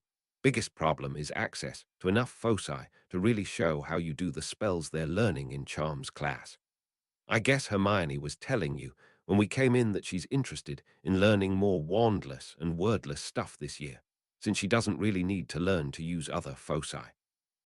And we were actually going to talk about making foci for the year today. Seamus, I'm thinking I need to get a blasting rod, yeah, the Irish boy asked. Stop macking fire when I don't mean to and really get it under control. I think we can handle that, I nodded. As long as it's more about fire spells, I can probably show you enough enchanting basics to make it work. Millicent, maybe a potions knife. The big Slytherin girl thought out loud. But I don't know what I could do with that besides the severing charm, and it can already cut things. After a glance to make sure I didn't mind him joining in, Bill pulled his own oversized Bowie knife out of its thigh holster and showed it to her. Lot of things you can do with a knife, miss. Cutting spells, obviously, and you can actually work a bunch of motion magic in it so you can throw it, control it, and get it to come back. I thought about it and nodded. I think we can work with that, though etching runes into metals, a little more advanced than carving a blasting rod. Check with your head of house to make sure it's okay if you're carrying a knife around. Not actually more deadly than wands, but some people are weird about knives. Oh, right, Bill grimaced. I forget about how twitchy the English are about weapons. Guess I'm gonna spend the weekend figuring out how to glamour up my sheath so I can walk around. You can just walk around with that knife in America. Hermione boggled. Well, it might raise an eyebrow or two in New York or Chicago, he shrugged. But everything's bigger in Texas. Better not let Professor Lockhart's ego go there then, Seamus grumbled. You juice had I am right, Harry. Is the Newt class any better than ours? We managed to get back to focus seminar planning after only a little bit of complaining about Lockhart, mostly because Hermione was quite taken with him and didn't like to hear it. Millicent seemed to have a bit of a crush as well, but all of them admitted that their previous classes hadn't been great. So after getting the rest of my schedule out of the way for the day, I sent Lockhart a note asking if we could meet after he finished classes, and he nodded at me to follow him out after dinner. I was intending to give him some pointers on what everyone expected, and maybe see if I could get him to fess up about just being a novelist whose shtick had gone too far. As he led me into his office through the defense classroom, every available surface plastered with his portraits and awards, I was also on the lookout for any runes that might be part of an entropy curse on the defense position. Bob had thought that it would have to be anchored somewhere physical to last this long, so the place the professor spent the most time would make sense. I didn't see anything on my first look at the office, of course, because it probably wouldn't be somewhere obvious. While I'd fully intended to lead off with knowing that he was at least something of a fraud, I was surprised that he started the discussion. Ah, Harry Dresden, you mentioned dueling at my signing. I have some time right now if you want to have a session. Surprised, but having no reason to object, we cleared some space in the defense classroom and dueled for a couple of hours. To my complete shock, he was actually quite skilled. His style was more about avoidance than blocking. Maybe it was something to do with getting flustered with so many fans watching, but one-on-one he wasn't distracted by his appearance and even gave better than he got. He landed quite a few stunners on me, which was probably why my memory of the whole session was a little hazy. He thanked me for the workout and sent me on my way, exhausted, a little before curfew. Maybe the class wouldn't be a complete waste after all, mapping the dock. And I think here is the nexus of where the, to use Harry's term, hellfire enters the matrix. Percy gestured with the feather end of his quill at a section of the diagram we'd made of the imperious curse. We'd set up at our favorite table in the school library to go over our research on Saturday night. It's almost an interface, Penny added, tracing the outer edges of the area Percy had designated. I've seen these elements show up in several dark spells, but the middle of the area is similar only to FiendFyre. So, I summed up, this chunk is the Hellfire core, and the more common dark elements are basically the power adapter to move that into the rest of the spell matrix. Percy nodded along with Penny, and I remembered that his father was weirdly fascinated by electrical plugs of all things, so might actually know what an adapter did. Likewise, we can take the region where the Patronus differs from FiendFyre, he gestured on that matrix on a separate sheet of parchment, and look for similarities to other light spells and assume that his interface as well. I sighed. That's a little harder than I'd hoped.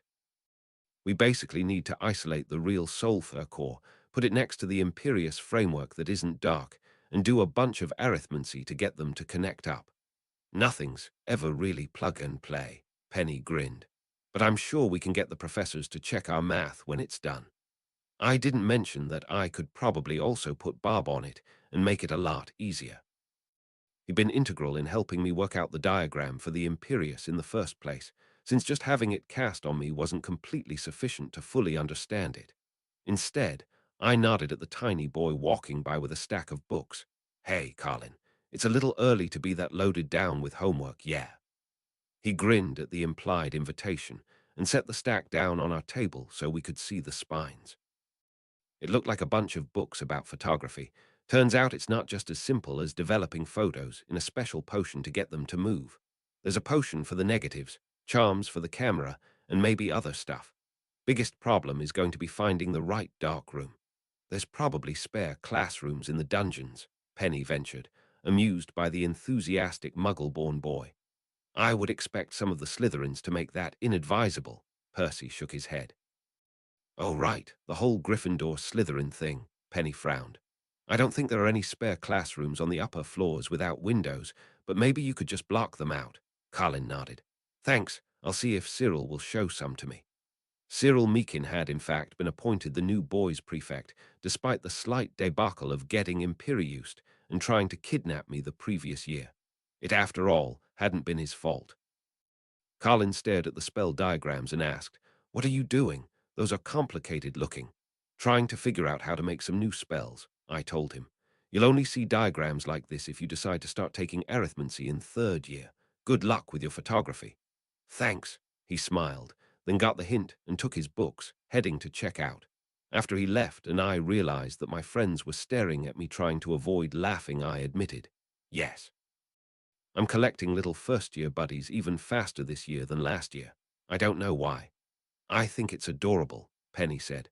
"You're like the biggest big brother any of them have ever seen." Percy nodded. "It at least makes it hard to lose you in a crowd. I think that is why Bill is Ginny's favorite big brother. She got separated on the train platform once and found us right away because she could see his hair poking out above everyone else." "Speaking of Ginny's favorite people," I asked Penny, "how's Luna settling into Ravenclaw?" She frowned. "Not well. She's got kind of a Rain Man thing going on, clearly brilliant enough to be in the house, but her mind just goes off on all these tangents, and her father didn't help by packing it full of weird conspiracy theories. As I recall, she was much worse before Ginny started making an effort to socialize her," Percy added. "I heard from my family her mother died suddenly last year, and the Lovegood method of coping was to retreat further into nonsense. I'm not sure it's all nonsense," I told them. "There are things that the wizarding world considers children's stories that are real and just not commonly known. It's probably like when Muggles find out about our world without getting obliviated. Easy to believe actually crazy things when everyone tells you you're crazy for believing things you're sure are real." Penny nodded, though she and Percy probably half thought that I was crazy for believing my godmother about the Never Never, since they hadn't really seen proof. "I'll talk to her about whether it's okay for the rest of the house to know about her mother. They may give her more slack if they know she's just had a family tragedy." "Thanks, Penny," I told her. Thoroughly derailed and getting close to curfew, we packed up and headed out. On the way past the front desk, I nodded to the librarian. "Nice hat, Madam P," I told her. "You get it for your convention." The stern middle-aged witch adjusted the new black hat and scoffed. "It was a conference, not a convention. The only difference is how educational the panels during the day are, right?" I grinned. "I'm sure the evening parties are just as wild." "Hardly," she sniffed. I figured she must have really gotten up to something if she wasn't willing to engage. Usually she at least gave a little bit on my joking. "Oh," I said, remembering, "why didn't you tell me one of the alumni was a writer? Lupin's stuff is a little young, but it's at least quality fiction. Will be something else good to read around here for the fiction section." She regarded me for a moment as if zoned out thinking, then replied, "Perhaps if he'd published through a wizarding press. But I don't think we can have Muggle pulp in the Hogwarts library." Her eyes lidded slightly, then she said, "Library is closing. Please get back to your dorms." It was annoying when you found out someone was a secret bigot. Our previous conversations had not revealed that particular point about Madame Pince. I frowned and just left without saying good night. I was definitely planning on enlisting the twins to see how many Muggle novels we could shelve before she noticed. When I got back to the Gryffindor common room, I noticed Mathilda with books and parchment spread out over one of the tables, looking frazzled. I guessed her owl year started fast. "Already loaded down with homework?" I asked, taking a seat at one of the other chairs by the table.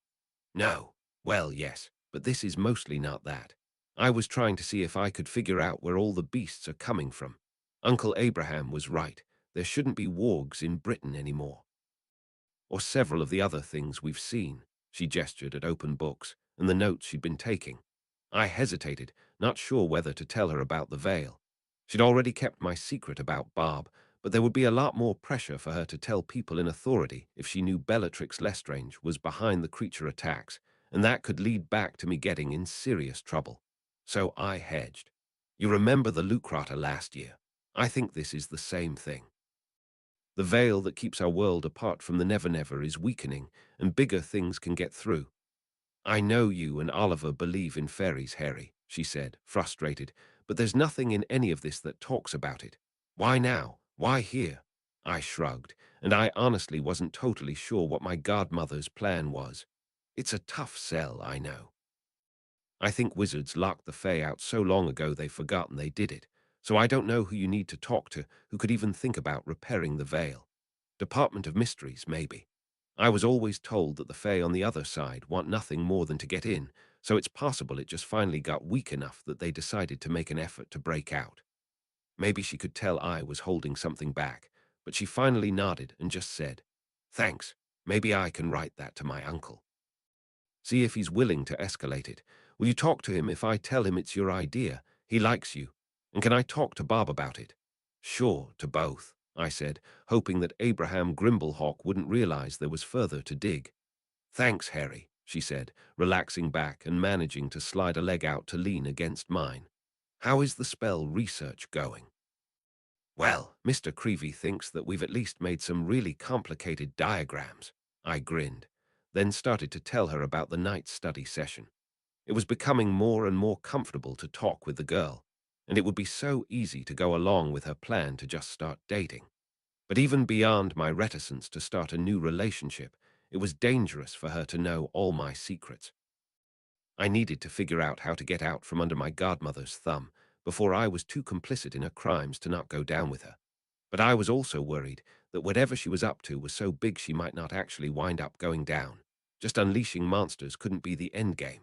What would the wizarding world do if the real Fae from long-forgotten tales started getting loose? Could it even survive? Horsepower, let's go on an adventure, the tiny redhead suggested. Ginny Weasley had taken a giant leap and sprawled across the top of the plush armchair in which Percy was sitting before making this request. Percy looked up from the book he'd been reading with a sigh, as if this was a regular Sunday morning occurrence, his little sister having chosen the optimal moment in which he was engrossed in his book. "Surely you have not even begun to explore Hogwarts on your own." He tried. "Dear diary," Ginny moaned, flopping disconsolately across the top of the chair, her flailing hand managing to muss Percy's hair and nearly dislodge his glasses. "Today, I had to ask the twins to take me on an adventure because Percy was too boring to go outside where it was nice. That was how I got detention before I'd even been at school for a week." Sending a long-suffering look across to me in my own chair, where I'd clearly abandoned my book to be amused by his little sister, Percy asked, "Harry, what do you think?" I shrugged, also a little bored to be cooped up in the castle for one of the likely few nice days outside. "We could check with Hagrid at lunch to see if he has anything to show off." "Yes, that guy, showing off, capital," Ginny announced, slowly rolling around on the top of the chair and making faces, her long red hair cascading over her brother's head as she demonstrated her excitement. "Fine, Ginevra," Percy deliberately extended her name. "We shall go on an adventure after lunch." "Yay!" She raised both hands in exultation, clipping the armrests with her fists since she was now totally upside down with her back across the top of the chair, her head resting on Percy's. "Thank you, Percival. You should make sure to bring an intrepid reporter and a photographer to document your exploits," I told her, making sure Luna and Carlin would get included. Eventually, she might even have enough friends to entertain herself, and it all ballooned from there. Hagrid was, indeed, interested in going ahead and making friends with new Gryffindor first-years, and suggested showing off the Lestrals because invisible horses were always a big hit. Hermione's crew got wind of it and refused to be left out.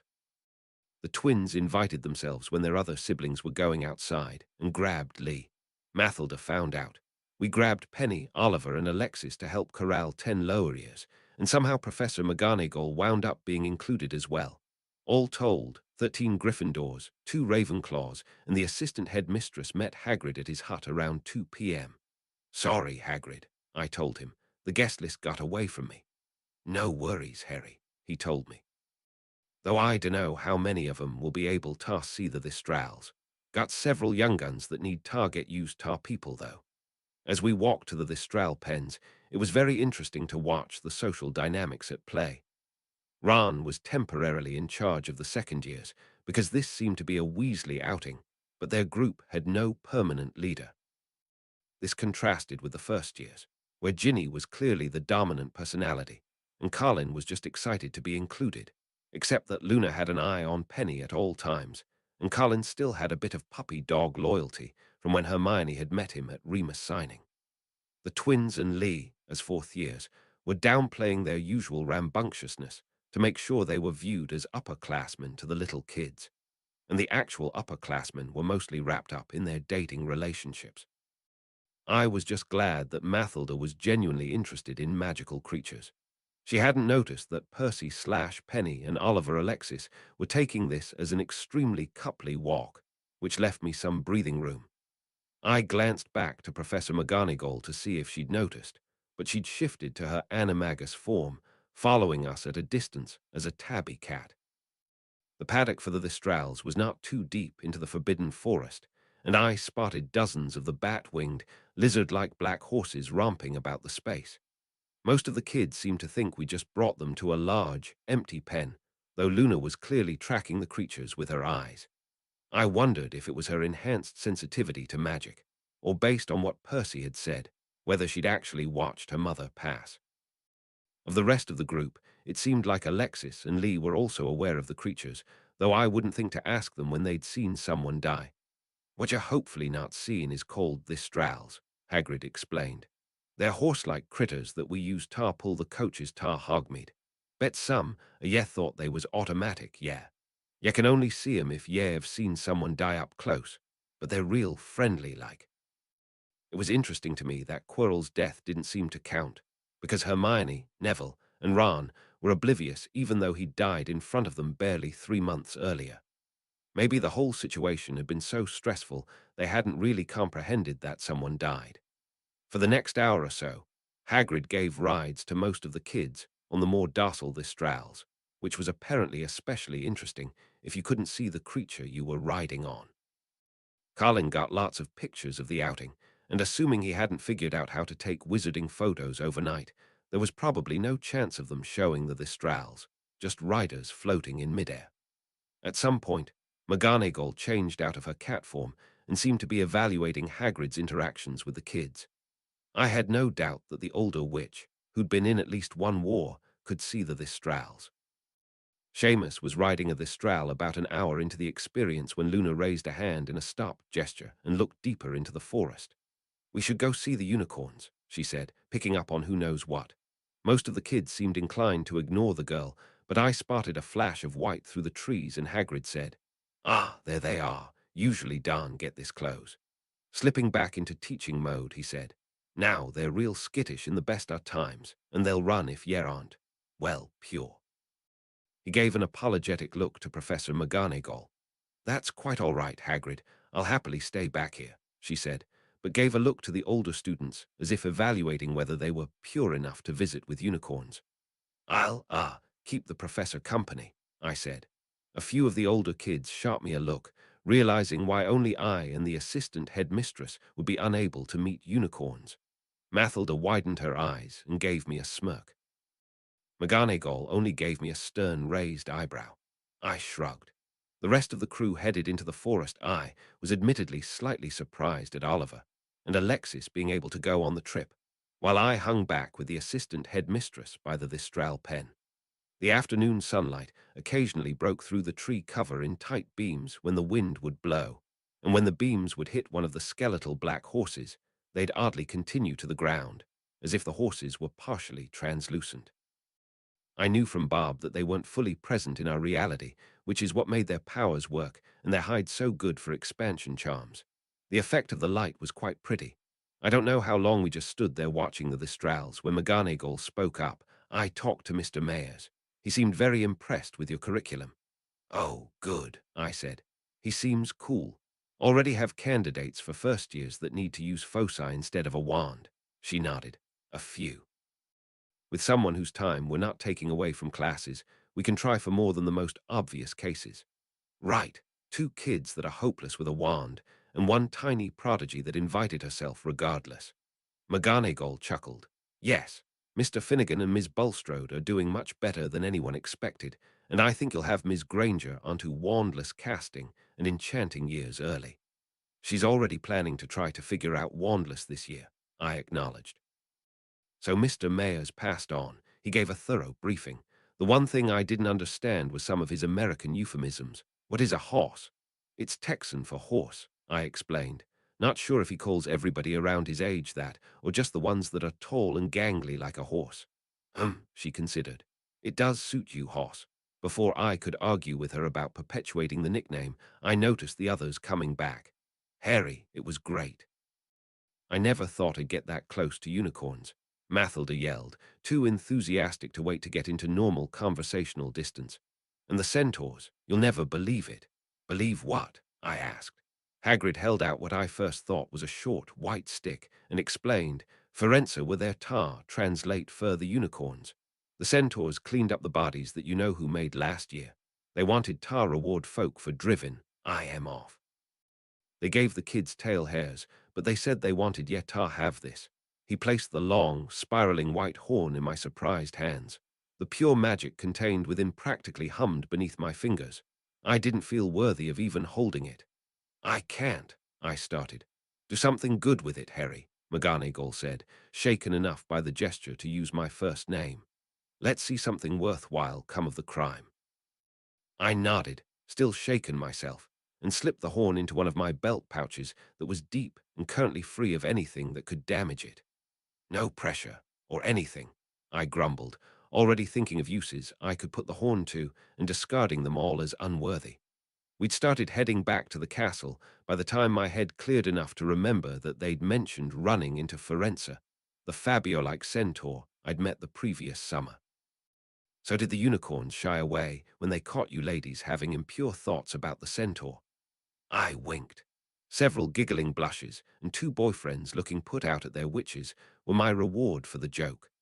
Forever cutting McGonagall wasn't going to let the hoss thing go, and had even tried to get me to volunteer to be turned into a horse to demonstrate human transfiguration for our class Monday morning. I demurred, but had honestly considered it because of the good mood I was in. We'd just gotten there off of a defense class that hadn't been awful. Lockhart had us doing some in-class dueling, building toward more silent and focusless casting. He hadn't really presented any keen insights, but he wasn't actively being an impediment, and that was exciting. After lunch was our once-weekly potions class, scheduled to take up the whole afternoon. It had lost more students than any other core class I was still attending, including most of the more annoying Slytherin Quidditch team members. Unfortunately, Oliver had also dropped it, so I was down a lab partner. While Percy clearly wanted to take the opportunity to partner with Penny, he'd gotten into a good rhythm with his fellow prefect, Alexis, Oliver's girlfriend. So that left me partnered with Penny. Professor Belby's bespoke potioneer's robes were as immaculate as ever, but his hair had gone full mad scientist over the summer, still sticking up all over from his nervous habit of running his potions-covered hands through it. A substantial chunk on the left side was gouged out with a hint of black still on the tips, as if he managed to catch his own hair on fire recently. As usual, he didn't notice. "Welcome to Newt Potions," he lectured. once we were all settled. Most of you did very well on your owls. Here it all changes. You have copies of advanced potion making. It's the classic. We'll barely be using it, so there was no point in getting a new text. Well, we'll be using it as a stepping-off point. This year is about improvisation. We'll learn what you can change about recipes to get a different result, what you can substitute and still get the same. Next year, we'll be inventing potions from first principles. I have up here the standard components of the draft of the living death. He gestured at several containers on his desk. Find the recipe in your books. I did, and found that the recipe was as thoroughly annotated as everything else in the text. Now, let's talk about why it's written the way it is, and how the classic recipe can be improved. During the following discussion, I wound up scoring several points by explaining the soporiferous bean's reaction to pressure and silver as a way to extract juice, and why periodic alteration in stirring direction better melded the ingredients. While both made sense from my previous knowledge of the subject, I was admittedly prompted by the handwritten notes in my textbook. Penny had noticed early on, read over my shoulder, and snagged her own points for Ravenclaw by pointing out that a more arithmetically significant number of beans, 13 instead of 12, were relevant to the concoction. With a longer class, Belby wound up giving us a break after the discussion, and Percy immediately pulled his chair over to our station. Excellent contributions, both, he said, then noticed we were busily flipping through my textbook. That is a heavily annotated book. Penny nodded, grinning. Looks like Harry got the second hand from someone very talented at potions. Lots of good modifications and notes in here. I caught a page before Penny flipped past it and pointed, not just potions. This is a whole arithmancy matrix done in the margins. Looks like he already took it to a spell creation. Sectum sempra is what? Forever cutting or eternally severed? Could be both. Percy worked out his own Latin translation. He tried to read the small handwriting upside down. What does it say next to it? For enemies. I nodded, then added, looks like a modified severing charm.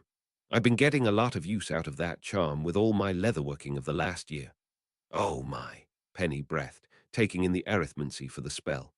I've seen a lot of these constructs in our work with the FiendFyre interface. It doesn't have the Hellfire core, but I think this basically takes the severing charm and turns it into a pretty dark curse. Percy had moved all the way around, leaning over Penny's shoulder so he could get a better look. I think so too, and notice the missing and altered factors. This should have increased range, and Harry, do you remember what this part does in the severing charm? I looked where he was pointing and let out a hiss of breath. In the severing charm, that's the piece that ensures it's far more effective against dead organic material than living, so you have to try really hard to cut your own finger off. This flips it.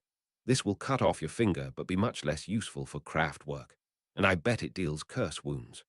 What kind of student dreams up something this vicious and just says, for enemies? Wondered Penny. Shrugged and said, called himself the Half-Blood Prince. I showed them the property of note in the back of the book. Pretentious, Penny scoffed. Well, this book seems old enough that it cannot be active evidence in any crimes, Percy thought out loud. But we may still want to inquire with the DMLE whether this curse has been used. Showing how much less of a narc he'd become over the last year, he then added, quietly, and perhaps after we have fully examined the rest of the text for context. And any useful arithmancy work that's not gross or illegal, I nodded. While I was the last person to run to the auras with a book, I didn't really want something as nasty as this spell getting out without people being aware of it, and I didn't want to be left holding something that could be pinned on me if it had been used to kill people. Penny had been flipping ahead and said, well, at least he was responsible enough to invent a counterspell. Vulnera Sane Enter. Maybe it was just a thought exercise. Looks like this might be an even better general spell for cuts than the basic healing charm. At that, Professor Belby came back out of his office, and the break was over, so Percy headed back to his desk, and Penny let me take control of my textbook back. Since potions was the last, and only, class of the afternoon, and ended just before dinner, we'd planned to check the book over further in the library after the meal. We'd met back up outside the Great Hall, and were on the way when I heard an unusual noise and asked, do they actually have radiators in the castle? They both looked confused, so I explained. Sounds like hissing pipes, up through the wall, like when someone cuts the heat on. Well, there are pipes in the walls, Percy nodded. I believe most of them were installed as part of a class project in the 1940s when they decided to modernize the toilets, which was no small feat. But they are only for plumbing, not for heating. Yeah, I didn't think so, I said. Don't remember anything like that last year. I better mention it to Filch then. Could be a leak. Honestly, I might have forgotten about the incident altogether if, as soon as we started walking again, the acromantula hadn't whipped around the corner. Out of the way, screamed the beast, favoring two injured legs in its flight and barely making contact with the floor. Even with the injury, it effortlessly moved onto the wall to avoid us and continued its dash down the hallway. It's heading toward the great hall, Penny gasped. The three of us pounded after the immense spider, flinging stunners that continued to miss the erratic moving target. Ahead of us, we could spot other kids leaving dinner, and I shouted ahead, "Acromantula! Dodge!" Fortunately, they all saw the thing coming and managed to dive out of the way. A mop of red hair that I was pretty sure was Ron Weasley was still safely behind several other kids, but shrieked and ran back into the room. To our great surprise, rather than turning into the dining hall, the spider juked in the opposite direction and crossed the immense antechamber, hit the outer doors with enough force to bump them open so it could get out, and it was gone into the evening. What is going on? McGonagall asked, rushing out of the great hall with a hand holding her hat on having overheard the commotion. An acromantula was in the halls, Professor, Penny explained, slightly winded. We thought it was attacking, but I guess it was trying to escape outside. I caught my breath as the professor took that in and mentioned, also, the plumbing might be broken in between here and the library. I thought for a moment, then admitted, probably the spider's the bigger problem, though. We found out later that the acromantula had been the one from our defense class, which Lockhart had forgotten to get back to Hagrid and had just shoved in a corner of the classroom. It had somehow managed to smash its way out of the cage, despite the locking charm. Kettleburn was very impressed. Nobody seemed to be sure what had convinced it to make such an athletic bid to escape. Filch also didn't find anything wrong with the pipes. If anything, he figured they were cleaner than usual and thought maybe the noise I'd heard was some massive blockage finally breaking loose and scratching down the pipe. I apologized to him that massive blockage was a term he had to use in reference to the plumbing, but he said he was used to it. If anything, he editorialized, maybe that will give us a little time before that fool ghost manages to make another mess. The ghost that haunted one of the girls' bathrooms was apparently just corporeal enough to back up the toilets. Sometimes, magic is really gross. Chapter 20, Dark Room 6, Death Eater. Chapter text quibbling the morning after the acromantula escape. At breakfast, I was surprised to have an owl swoop in to deliver mail to me. I never got mail. The creature had a slightly cross-eyed expression on its face and an unusual set of markings. After I relieved it of the attached parcel, it stumbled around on the table and then launched itself over to the end of the Ravenclaw table, where Luna gave it an affectionate pat and an owl treat before it went on its way. She turned and gave me a grin and thumbs up. I looked down and realized that this must be my first issue of the subscription to her father's paper that he'd gifted me. The Quibbler, it turned out, was less of a newspaper and more of a magazine. Well, that was perhaps giving it too much credit, because its production value was not that much better than some of the zines I'd seen in Chicago music stores. It was actually printed, rather than being handwritten and photocopied, but the layout was just as meandering, and it wasn't particularly thick. Most of the art was line drawings instead of photographs, all of it showing fantastic beasts more fantastic than anything covered in the Hogwarts class devoted to the same. The Quibbler's out there, even for my mum, Oliver suggested, seeing what I'd gotten.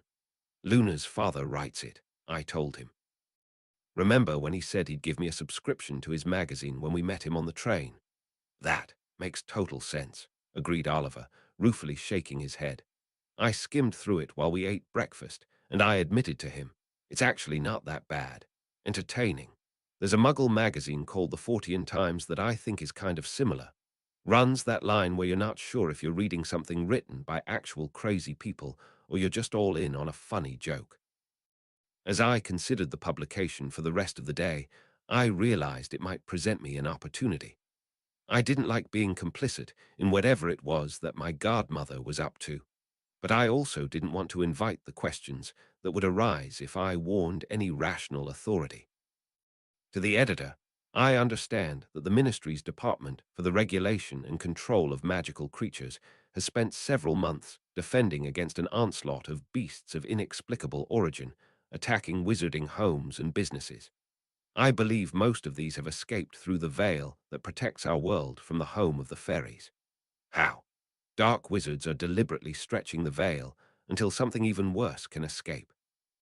The ministry needs to act to strengthen the veil before this plot is realized. A concerned citizen, I didn't know whether anyone who could do anything read Mr. Lovegood's magazine, but it couldn't hurt to try. At the very least, it might give him some credibility if people eventually figured out he'd been right. I wrote it up, deliberately trying to keep my handwriting precise and not too similar to my normal style, then sent it with a school owl. Despite how sneaky I thought I was being, Luna caught up with me a few days later when I was alone outside, enjoying a rare sunny afternoon. "Daddy appreciates the article," she said.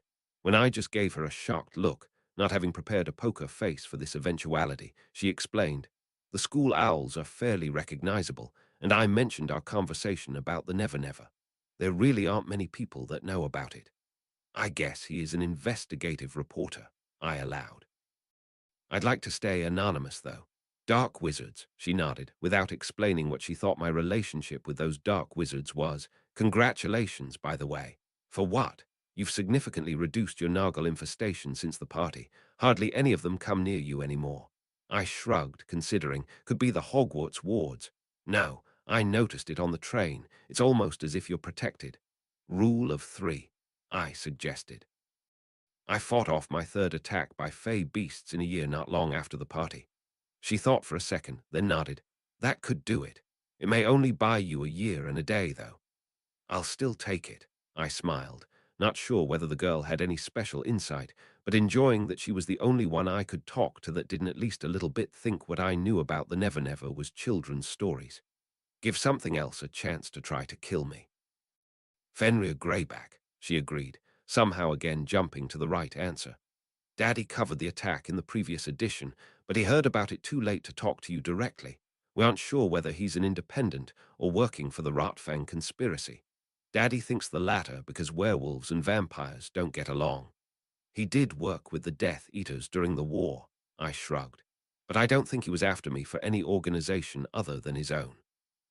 I thought for a second about an explanation that wouldn't reveal Remus' status to someone who was potentially way more insightful than anyone would give her credit for. "I'm friends with someone that he wanted to punish by killing me." "That will make Daddy sad," she said wistfully. "He doesn't like it when it's just one person doing a bad thing instead of a group. He likes it when things make sense." I almost laughed at the idea, but I got it. If bad things happen because of a big conspiracy, you can stop the bad things if you can just find and stop the people in charge. But if anybody can do a bad thing, then crime can happen at any time. "Or accidents," she nodded sadly. "Hey," I tried to cheer her up. "But if anyone can decide to do bad things, that also means you don't have to wait on anyone else to tell you that you can do good things." She smiled, like the quibbler. "Nobody told Daddy he could do it, but he did anyway, because people need to know the truth." I nodded, changing the subject. "How are things going for you so far?" "Most of my year mates have a worse Nargle infestation than you did this summer," she frowned. "I haven't told them that, because Ginny says it upsets people, but I think they know that I know because they don't seem to want to talk to me. Prefect Clearwater is helping, though." "Good." Just keep in mind that most wizards seem to have a weirdly hard time with things they don't understand, probably because they think they know more than anybody else. I basically gave her the same advice I'd given Hermione the previous year. Just try to talk to them about stuff they think is important, and don't act like you're not taking it seriously. They'll be more inclined to let you talk about what you want to talk about if you meet them halfway. Besides, the way things are going with the veil, I'm worried that pretty soon everyone's going to find out that a lot of the stuff you can see but they can't is all too real." She nodded, was about to say something else, then suddenly twitched her head and looked into the distance, whispering, Ginny's in trouble. She immediately stood and started walking off, so I quickly grabbed my own things and followed. After a few moments, I realized we were heading toward the Quidditch pitch. I vaguely remembered seeing a couple of redheads on brooms in the air earlier, and maybe heard that Ron was going to take Ginny to practice before Oliver let her try out for Seeker. They weren't in the air now, and Luna was charging ahead toward where I thought there was a shed behind the pitch that stored school brooms. The girl's legs were so short compared to my own that I only had to jog slightly to keep up as she broke into a full run. As we rounded the stands and could see the shed, I saw three very familiar backs in Slytherin-colored robes. Flint, Montague, and Pusey, the three chasers that I'd run into when they were trying to intimidate the Gryffindor team's girls on the train a year before. You know what degloving means. I heard Montague ask someone trapped inside the shed, in a repeat of his last year's performance. Figuring we were repeating the same performance, and they'd notice me running up in a second anyway, I shouted, "Hey, assholes!" The three boys turned to frown at me, and I could make out two small redheads inside the shed. As I slowed down to stop about 20 feet away, I asked, "Don't you three ever get tired of being sports movie cliches?" "Dresden," growled Flint. "We still owe you." Apparently they did not. He glanced behind me and gave a toothy grin when he realized we were well out of sight of anybody else. "Just you and a bunch of first years now, Dresden." "I'm a second year," Ron complained from inside the shed. "You're right," I told him, planting my staff and shaking my shield bracelet free of my sleeve. "You need to go get some more guys." While I had apparently managed to convince everyone the previous year I was too risky to bully, I'd learned from other people that the staff was very bad at punishing bullying in general.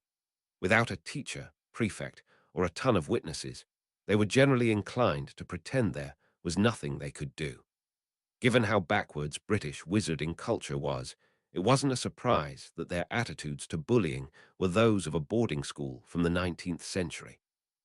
Which meant that the Slytherin boys finally saw their opportunity to get me back for embarrassing them the last year, and had their own wands out ready to start throwing hexes. I noticed Luna had orbited the confrontation when I stopped, and was moving to get to the shed while staying out of my line of fire. Good girl. For their own part, the Slytherin chasers were starting to move away from the shed and spread out slightly, barely acknowledging the little kids. That was a mistake, since from inside the shed there was a pair of shouts that blended together, but I later learned were Chiroptera mucosa, from Ginny and Slugulus eructo, from Ron. Blasts of light hit Montague and Pusey in the sides as they started to turn and put up shields. With a groan, Montague covered his face as wings of snot began to rip their way free of his nose, and Pusey grimaced as slugs began to ooze out of his mouth. Not to be left out, as Flint turned and considered something to take the kids he'd ignored out of the fight, Luna reached the side of the shed and yelled, "Lumos Speculum." A shimmering haze of light appeared in front of her, extending wide enough to obscure the door of the shed. Vague shapes in the light seemed to match the boys in front of the shield, like a holographic attempt at a mirror. Smirking at how this clearly wasn't going to be less of an embarrassment for the boys, I hissed, "Ventus," and angled my staff down, shoving a burst of air at their legs which caused all three, off balance, to stagger and take a knee. "And that's the gentlest spell I know," I lied to them. "Maybe you should go find someone your own speed to bully, like 5-year-olds. They stumbled back to their feet, scowling, but realizing they would have to turn their backs on me to take out the kids, or take more prank spells from the kids to focus on me. And Montague was currently being assaulted by bats made of his own snot, while Pusey had invertebrates rolling down the front of his robes. Flint started to say something, and I interrupted with, I know. Next time, and watch your back, but never this time, or I challenge you to a duel to show I'm better. Bye, guys." Alternately sneezing, burping, and grumbling, the three boys grudgingly walked away. I heard Flint trying to dispel the jinxes once they rounded the Quidditch stands, so I kept myself faced in that direction just in case they made another attempt from a better angle. But they were apparently shamed enough for the day to just head out. Once it was clear I relaxed, the kids lowered their wands. "Thanks, Harry," Ron said. "Thank Luna, she knew Ginny was in trouble," I told him. "I was just tagging along, and you three did most of the work, so good job." Just keep an eye out for bullies when you're off alone. Ron nodded, worked up his courage to say, "Thanks, Luna," to his sister's weird friend and added, "That shield was awesome too." "It was my mother's," the girl said sadly. "Very easy to cast. I liked your slugs." "The twins taught me that," he nodded. "And my bat bogey hex," Ginny added. As we headed back, the kids excitedly chattered about winning their first big magical skirmish, totally bouncing back from being cornered by bigger boys. "Liberty, equality, fraternity, come on, workaholics," Oliver chastised, leaning against the wall of the spare classroom we'd camped out in all Friday evening as it crept ever closer to curfew. "Just let it go for the weekend. Hogsmeade, while it's still reasonably warm outside. You need to get some good sleep and then come back to it fresh next week." The late September field trip weekend had actually fallen on what looked to be a pair of sunny days. "Look at who's all relaxed now that he's finally got a seeker," Penny snogged. "Percy, that's a house secret," Oliver objected. "Please," my other roommate disagreed. "She figured it out herself, and you just confirmed it. How's your mom taking it?" I asked. Percy explained, from her letters, she exists in a frantic supposition between sheer ecstasy that her daughter is the youngest seeker in a century and utter anxiety about the dangers of racing around on brooms with live bludgers. "So about what you expected." I grinned. "Indeed." Penny thought about it and grinned. "I don't suppose there are 3 more Weasleys that can play chaser about to enter school, are there? Once Oliver graduates, there's already going to be more Weasleys than non-Weasleys on the Gryffindor team." "Fortunately, no," Percy smiled. "Not even close cousins. Can you imagine how loud things would be at home with 3 more kids running around?" "How's Katie taking the switch?" I asked Oliver.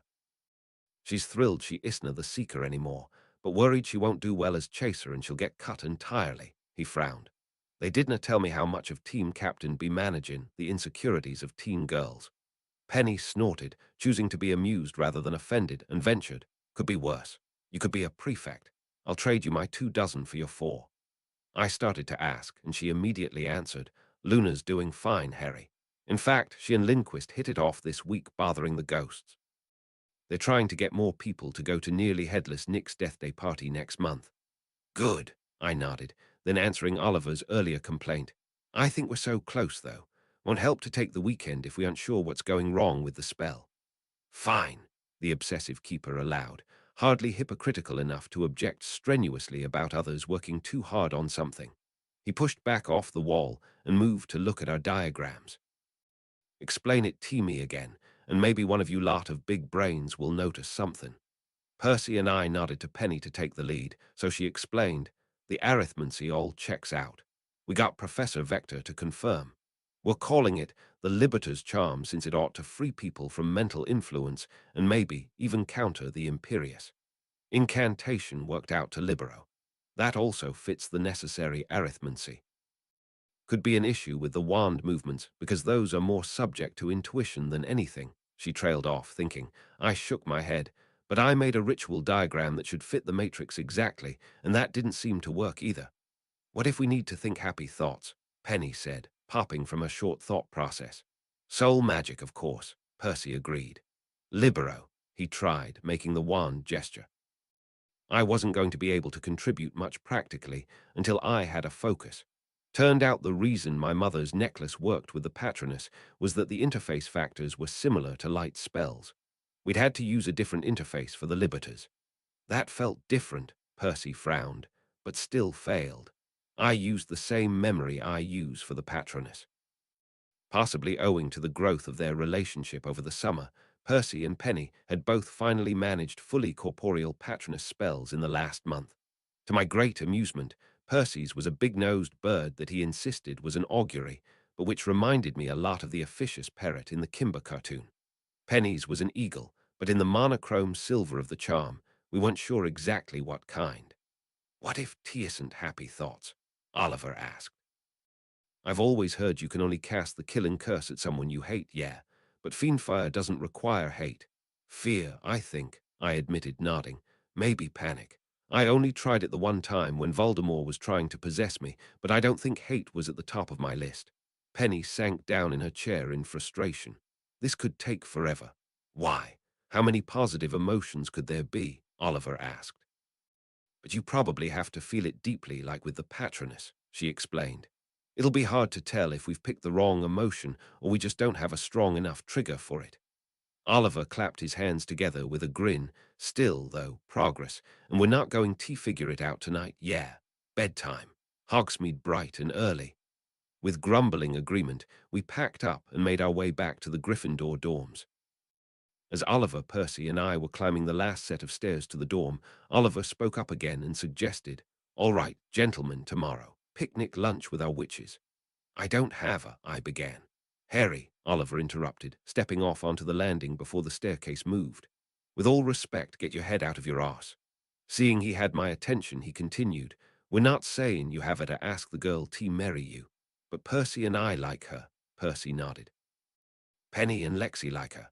You like her. Stop feeling sorry for yourself and invite the poor girl to Hogsmeade." "Fine," I grumbled, probably because I was a petulant teenager really set on making myself miserable about my presumed dead ex-girlfriend, Elaine. I guessed I could admit that, if any of my friends were in a similar situation, I'd be giving them the same advice Oliver was giving me. As we entered the common room, not unlike a man heading to the gallows, I dragged my feet and finally did some thinking about my issues. Mathilda was pretty, we got along, we had shared interests, and we'd managed to work together well in a crisis. But she wasn't Elaine, and there was a part of my brain that was still holding out hope that Elaine somehow got out of the house, would someday find me, and would have a good explanation and apology. There was another part that believed I'd killed Elaine, and thus did not deserve to ever be in a relationship again. But maybe it was time to stop letting those anxieties drive my life. I spotted Mathilda across the common room playing chess with Ron. She was losing, but the two were having an animated discussion about something else. Ron was explaining, "If Gudgeon can improve a little, I think they can go to 8th or even 7th this season." Mathilda shook her head, moving a pawn, and opined, "He's just too new a seeker. Chaser game, that's where they should focus. He needs a few more years. Anyway, you can't forget the fundamentals. Too many teams think they're going to win on the snitch." Ron nodded, moving a knight into position and declaring, "I'd be good with that too. I'm just really thinking that this is the year for another cannonball run, you know." Check, by the way. "You know that name was based on a Muggle movie?" she asked. "I wonder if the team even knows that's why they call their winning streaks that." She agonized over the board for a moment before taking Ron's knight with her bishop. "Really? Harry, do you know about that?" Ron asked, noticing that I'd moved over to watch them play and eavesdrop. He moved his queen into position and noted, "Check and mate." "Yeah, came out about a decade ago, I think," I told him. "We could probably find it on video and watch it at Remus over the break. Supposed to be good." Burt Reynolds is in it. No Quidditch, though, obviously just cars, but similarly fast-paced. "Harry, are you inviting us to come visit over Yule?" Mathilda asked me, quirking an eyebrow. I shrugged. If Remus is okay with it and the schedule works, sure. She brightened as Ron started putting away the chess pieces. Not one to miss the natural segue, I plucked up my courage and said, "But sooner invitation. Do you want to join me for a picnic tomorrow?"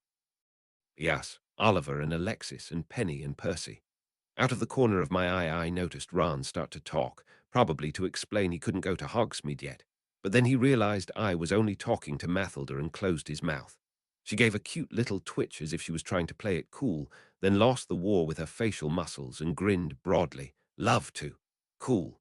I guess we're heading into town after breakfast." I nodded, running out of suave. "See you in the morning. Good night," she said, as I beat a hasty retreat up to my room. The next morning, as we were finishing up breakfast, I asked, "So, is a picnic outside of Hogsmeade safe?"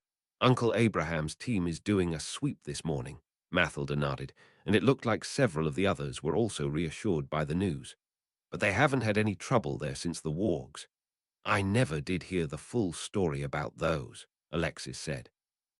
The dark-haired prefect had an almost entirely English accent, though I'd eventually found out she'd been born in France.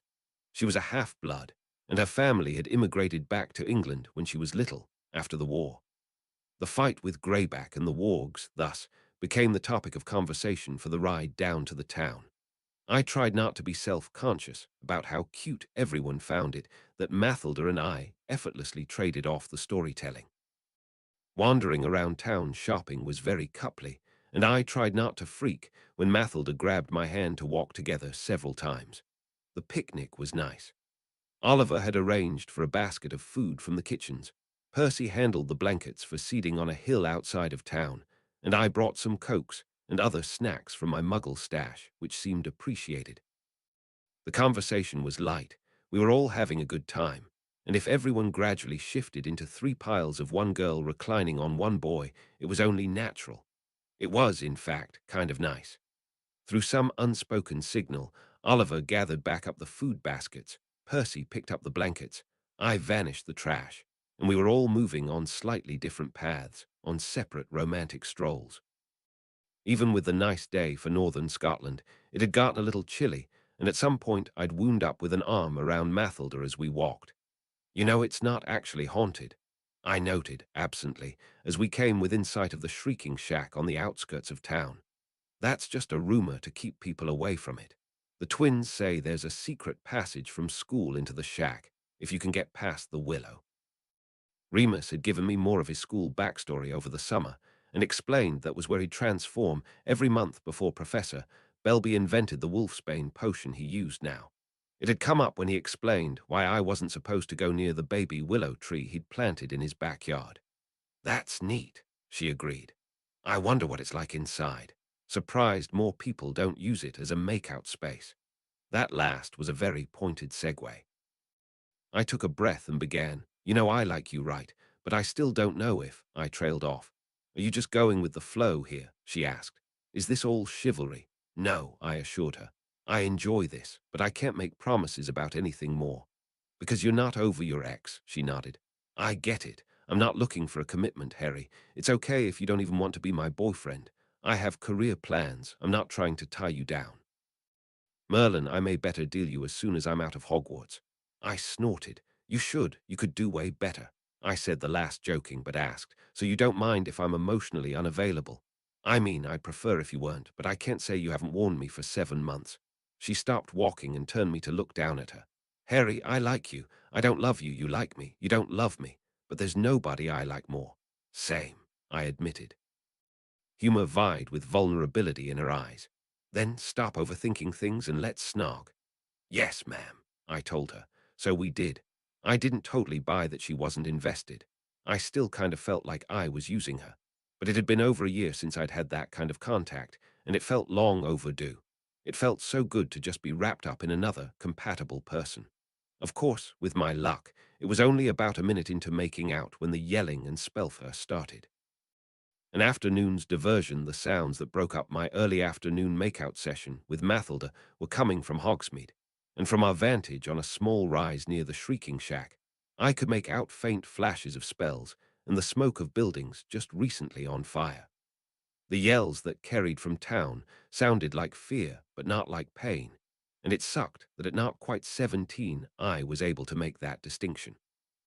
Since I was putting as much effort as possible into listening, and my hearing is, I am told, unusually effective, I also heard people talking from nearby, in the direction of the wood that contained the wrath my godmother showed me how to use nearly a year before. Men's voices, trying to be quiet, one hissed, "Remember, the pureblood isn't to be permanently harmed. But you just need enough of Dresden for his blood, right?" Another growled, and even trying to be quiet I could identify Marcus Flint. I'd certainly gotten used to his whispered threats in classes we'd shared the previous year. "Technically living and able to bleed, yes," the first voice confirmed. It sounded older, thinner, higher class, but I didn't recognize it. I thought I saw motion against the trees that was all too similar to the stealth effect in Predator, disillusionment. In the shadows of the wood, I wasn't willing to gamble that it was only 2 people. And I knew Flint and his friends wouldn't be able to manage veils. Mathilda had noticed me concentrating and didn't interrupt. If we weren't in danger, I could have kissed her again for that. I used the arm I still had wrapped around her to turn her in the direction of the threat and whispered, "Flint and at least one other wizard. Veiled. Against the wood. Not just a prank." She nodded and growled, noticing like I was that there was at least 100 yards between us and the town over rolling but unobstructed terrain. The people standing against the wood would have plenty of time to fire at us if we made for the town. We could go for the gate into Hogwarts, but it was a little further, and we'd have the outer wall at our backs most of the way, limiting our room to run. "Try for the shack," she asked.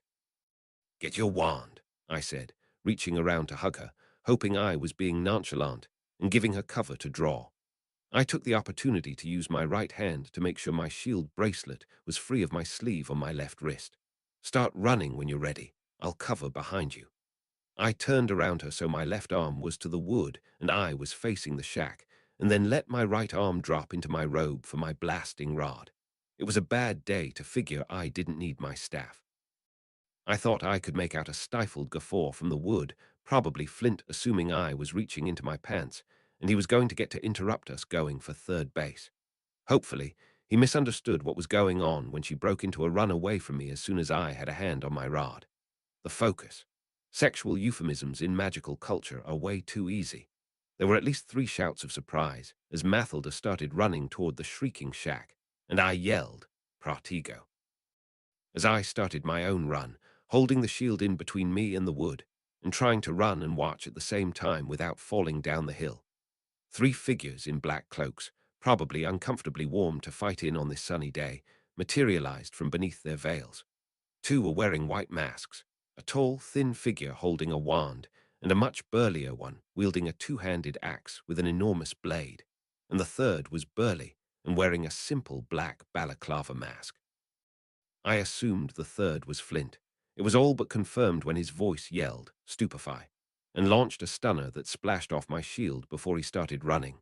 The thinner figure seemed disinclined to run, but yelled, "Crucio," and I had to duck and roll as the red light of the curse streaked with excellent aim through where I'd been going.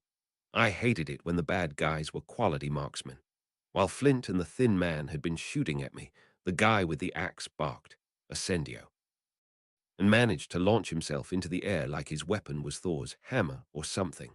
He seemed to be on a ballistic arc in my direction, aiming at trying to get up close and personal, and the axe was probably spelled to go through my shield. Impressing myself with my ability to aim my blasting rod while I rolled to a stop on the ground, my shout of "Confrigo" released a coruscating line of fire at the guy. Somehow he swung the axe in midair and parted the blasting curse from hitting him, but that also triggered the explosion and sent him screaming like a comet away from me. He was cussing the whole way, so I doubted he was out of the fight for good.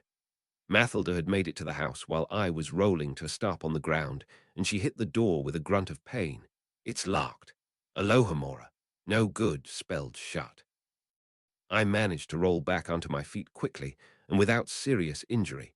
It was much nicer to fight on grass than on cobblestones if I was going to keep making hard landings, and my shield back up before the thin man started shooting curses back at me. Fortunately, he didn't seem to have the power for an unforgivable every volley, but the ones he was sending were potent, and I didn't know for sure how long I could hold the shield. I also didn't recognize most of them, so definitely didn't want to get hit. While I backed slowly away from the threat, I realized I'd lost track of Flint and the guy with the axe. Apparently realizing on her own that I was much further behind her, Mathilda started tossing spells at my attacker. Flipendo, Glacius, Tarantalegra, Petrificus Totalis. While they were mostly weak spells, she was getting them off at a good clip and with decent aim. My assailant had to break off his own attack to shield against any of them, inconveniencing him with a hit, and that gave me a moment to drop my own shield and book it. With the door spelled locked, I was worried that the entire shack was still a solid bastion to house a werewolf. But you could hold a werewolf in a metal cage, and the exploding charm could render that to nothing. "Bombarder," I yelled, aiming at the boarded-up windows on the side of the house that wouldn't throw Mathilda off her own attack. Thankfully, with a shudder that sounded like old spells unraveling as much as wood shattering, my blast put a sizable hole in the side of the shrieking shack. I got close and then turned to put my shield back up, then told her, "Get in." Not waiting for any other direction, Mathilda sprinted to the side of the house and nimbly leaped over the detritus that was once windows and wall. "Death Eaters now," she yelled at me. "How many enemies do you have, Harry? And I'm so likable." I answered, dodging another Cruciatus curse from the thin man and letting a few others splash against my shield as I moved carefully into the house. Turning to look where I was going, I caught movement to my right and realized what had happened to Flint. Apparently he was in good running shape even though his sport was on a broom, and he'd managed to flank me. "Stupefy," he yelled, sending a stunner into my unprotected right side, while I kept my shield up on my left against his ally. Fortunately, I did time over the summer to fix my protective vest after it burned out fighting Quirrell, and the magic rolled off. Honestly, his fully powered, point-blank hit wasn't much worse than Quirrell's silent cast from down a hallway that my vest had stopped the previous year. "No wonder you always need backup," I snarked at him as I hopped into the building and out of his line of fire. While blowing in the wall had disturbed things, my first impression of the house was that it otherwise hadn't been touched in the decade and a half since Remus was a student. Clouds of dust were kicking up into the sunlight from outside, and the otherwise unlit room was full of smashed furniture and peeling wallpaper. I wondered if Mathilda would notice all the claw and chew marks throughout, but she just said, "Where's the passage? See if there are stairs down," I suggested, not honestly having any clue. "Be careful. Floors may not be safe." Some more curses from the thin man slapped against my shield, and I moved to use the edge of the wall as cover as soon as Mathilda was out of the room. I wanted to send more spells out, but a lot of my energy was getting used up shielding against the onslaught. I thought I saw movement in the distance, and it quickly resolved itself into the guy with the axe charging his way back toward the fight, stumbling slightly, so at least I'd probably hurt him a little. His partner was still peppering the side of the shack with spellfire, barely having moved during the fight, so even if I had the reserves it would be hard for me to get a clean shot. And Flint was still somewhere off to what was now my left, probably maneuvering to make his own attack. I had no idea if he was strong enough to blow his own hole into the house, because, in 5th year, the only class I'd had with him other than potions had been history, and we hadn't tried anything really powerful in Dada yet. Fortunately, my tactical concerns were interrupted by Mathilda shouting, "Found it!"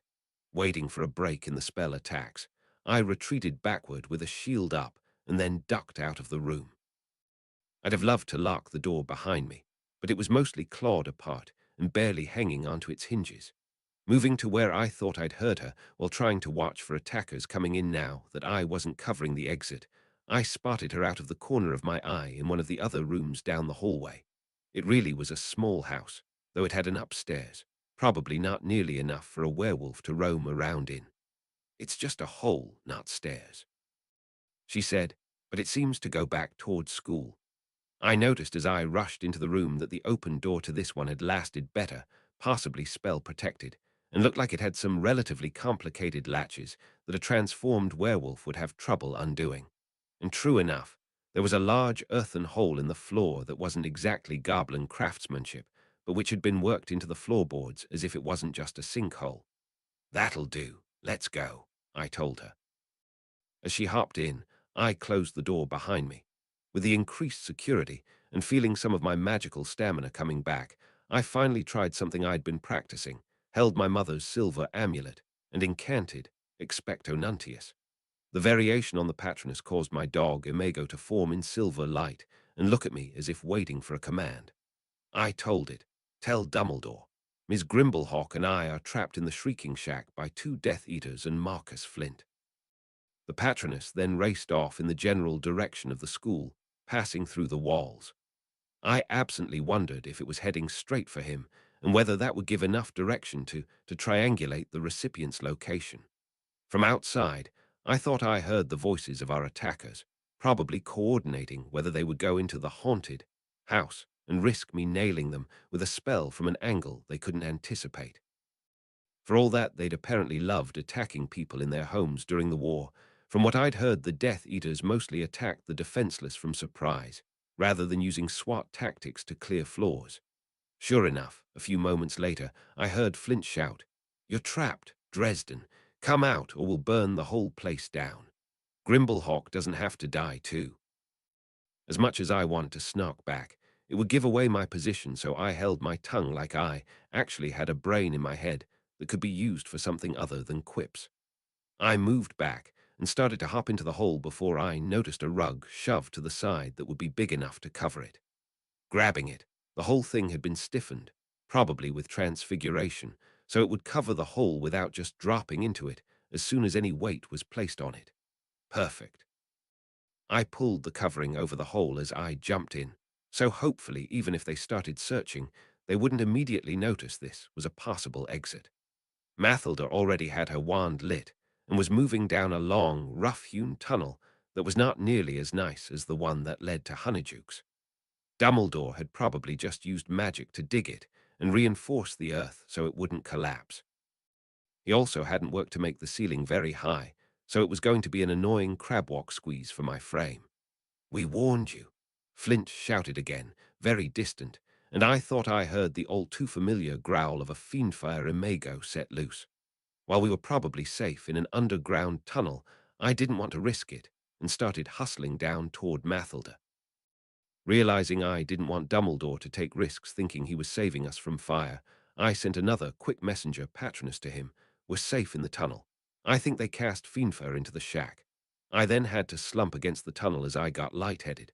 Whoa, okay, that's enough powerful magic for the day. It probably took 5 minutes to reach the end of the tunnel, which was obvious from the sunlight streaming in and picking out all the willow roots running around it. Ah, Harry. "How are we going to avoid getting whomped?" Mathilda asked as she realized we were stuck under the most ornery tree on campus. I was about to tell her I had no idea when a silvery phoenix flew through the tunnel wall and said, in Dumbledore's voice, "Things are under control here. There's a knot on the willow that you can press to halt the branches." "Well, there you go," I told her. "Found it," she said, a few moments later. I pulled myself out of the hole behind her and noted where she'd pressed. The branches did seem still in a way that wasn't just malevolent anticipation. We still watched them warily and hurried out from the eaves of the tree and back toward the castle. As soon as we were clear, the last of both of our adrenaline wore off, and we kind of collapsed together, my arm over her shoulder and hers around my back. It wasn't exactly clear which of us was using the other for support. "You all right?" I asked. "I think so. That's getting easier," she complained. "I feel like it shouldn't get easier. Stick with me, and you'll be the most blasé new recruit the Magical Creatures Department has ever had," I told her. "Or you'll die." I said the last as enough of a joke that we both started giggling uncontrollably about it, though in the back of my mind I was worried about how much danger she'd been in because of me. Apparently the headmaster had sent a message to McGonagall to make sure we were okay. When she found us, stumbling as if drunk and laughing uncontrollably, she gave us a once-over, seemed to realize we were just exhausted and loopy but not hurt, and gave one of her classic affectionate scoffs of Gryffindors. Fireside chat I'd been set up by myself in an empty classroom while everyone was debriefed, sitting by the fire that was already burning even though it was relatively nice outside. Scotland and stone buildings were weird and cold. I hadn't even thought Hogwarts had the desks that were physically attached to the chairs like in American schools, but this classroom was full of them, and I grabbed one that had been pushed up against the wall and dragged it over as a place to sit. The class was on the wrong side of the building from the sun, so even though it was only late afternoon, more of the light in the room was probably coming from the fireplace than the dusty old windows. The door opened, and a young woman in aura robes pushed her way in. She was tall, pretty, and had pink hair in a punk style that seemed much more intentional than Professor Belby's. The color clashed badly with the scarlet combat robes that seemed to be what the uniform auras wore. "Watcher, Dresden. Aura Moody will be with you in a minute. He's almost done taking your friend's statement. I'm Aura Apprentice Tonks," she told me. Of course it would be Moody, because Dumbledore would have invited one of his Aura friends in to deal with the situation. Though this girl hadn't been at the summer party, she definitely had the vibe of someone who'd fit in there. "Pull up a desk," I nodded to her.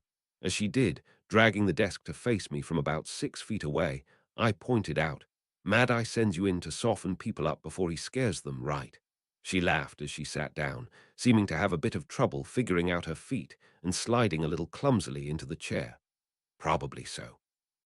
With keen insights like that into the aura mindset, I can see why you're Dollish's white whale.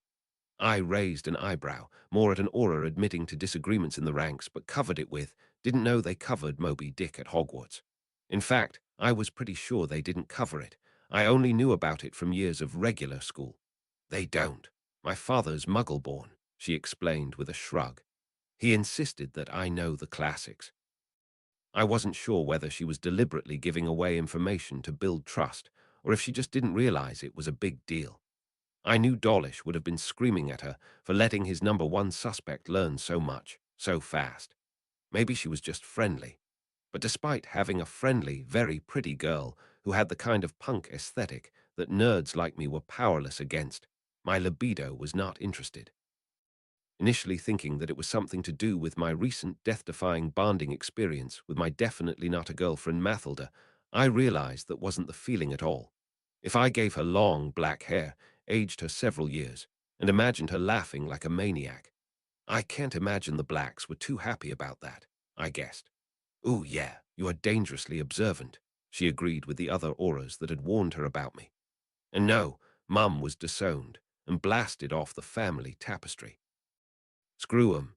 I nodded and said, "Right on." I considered both that it might be fun to bring up her punk rock half-blood probably niece to my godmother the next time I saw her, and that Aura Tonks should be the last person in the universe to know who my godmother was. Suddenly, the door to the room slammed open as Mad-Eye Moody hit it with his shoulder. The peg-legged Aura shouted out, "Incarcerus, stupefy," as he waved his wand through the motions. Half expecting it, but still not having a great way to dodge, I had a split second to realize my shield might not work well against the cloud of ropes that was heading at me, and so I waited until they were almost on me and raised my right hand in an uppercut while invoking Defindo. The ropes sheared into pieces and dissipated to the severing charm. I thought I'd then have to shield against the stunner, but it had actually been directed at Tonks, who managed to duck, but then tipped the desk over onto herself. She still had a wand out and pointed at Moody from the floor, however. The deranged Aura barked out a laugh and sheathed his wand. "Constant vigilance. You both pass. Though your seeding choice was terrible, Dresden, and you still need to figure out how to dodge without winding up on the floor, Tonks." "Alistair Moody." The assistant headmistress objected in her thick Scottish brogue, far enough behind him that she hadn't been able to stop the aggressive test. "Minerva McGonagall." He snarked back at her, clearly not threatened. He was probably old enough that he'd never been her student, really lowering the intimidation factor she was used to having over Hogwarts graduates. Tonks righted herself back into the desk, and McGonagall quietly summoned one of the other desks and transfigured it into a regular chair, though one that looked more comfortable than it had been, and sat on the other side of the fire from me. Moody stayed standing, leaning against the wall just inside the door far enough to my left that I couldn't easily watch both him and Tonks. The trainee Aura pulled a roll of parchment from her robe pocket and produced a quill that set to floating over the page. "All right, let's get this started. Dictaquill recording is proceeding overseen by Aura apprentice Nymphadora Tonks." I caught a grimace of annoyance from her at revealing her full name. I had to agree that it was a bummer of a first name, unless you wanted to get into adult entertainment as a career. Aura Alistair Moody, interviewing underaged witness Harry Dresden. Minerva McGonagall is here in loco parentis for this interview. Getting a nod from Tonks that the quill was recording correctly, he began, "Mr. Dresden, please describe the events of this afternoon in Hogsmeade environs in your own words and to the best of your recollection." I didn't have to hold anything back, surprisingly. I thought about amending that I'd cast the blasting curse at the guy with the axe, but he'd clearly survived. If Dawlish was doing the interview, it might have been a problem. But then Mathilda might have mentioned it, and I'd be in trouble for lying. Otherwise, I didn't think I'd done anything illegal other than maybe breaking and entering and vandalism, blowing a hole in the shack. It was a weird feeling to not have something I was worried would get me sent to Azkaban. As I finished up with exiting the tunnel under the willow, Moody nodded. "This concludes the interview." As Tonks put away the quill and started rolling up the scroll of testimony, he grumbled, "First thing, Minerva, you need to seal up that tunnel. It worked out this time, but secret passages into the school are a huge problem, and now there's not even a house on the other end." "The shack burned down?" I asked, not having been given any real information. "Yeah, total loss," Moody confirmed. "At least the bunch attacking the town didn't use FiendFyre like your lot, just regular fire-making charms. Albus had enough trouble running off the Death Eaters waiting for you to blow your way out of the shack to escape the fire to actually try to do more than contain it there. Running off? I asked. They got away. Apparated out as soon as they realized Albus was on the field, he growled. Bloody cowards. Left Flint holding the bag. What about the people attacking town? I asked, glad at least that they'd caught Flint. Imperiused, 3 of the regulars at the Hog's Head. Didn't take much to convince them to go on a drunken spree, but they'll probably walk. Whole thing was pretty much just a distraction so they could go after you. That American hotshot mayors did manage to help keep everyone safe. There was a knock at the door, then Dumbledore entered. I have just finished suspending Mr. Flint, pending expulsion, he said sadly. Seeing the relaxed atmosphere, he swished his wand and conjured up a plush armchair to sit in. That's probably all that'll stick, Moody pointed out. He doesn't have anything worse than stunners in his wand, and even if what Dresden overheard will make it into evidence, he'll claim he was Imperiused. I growled at the injustice of how easy it was to put me in prison while people like Flint skated free as a pureblood.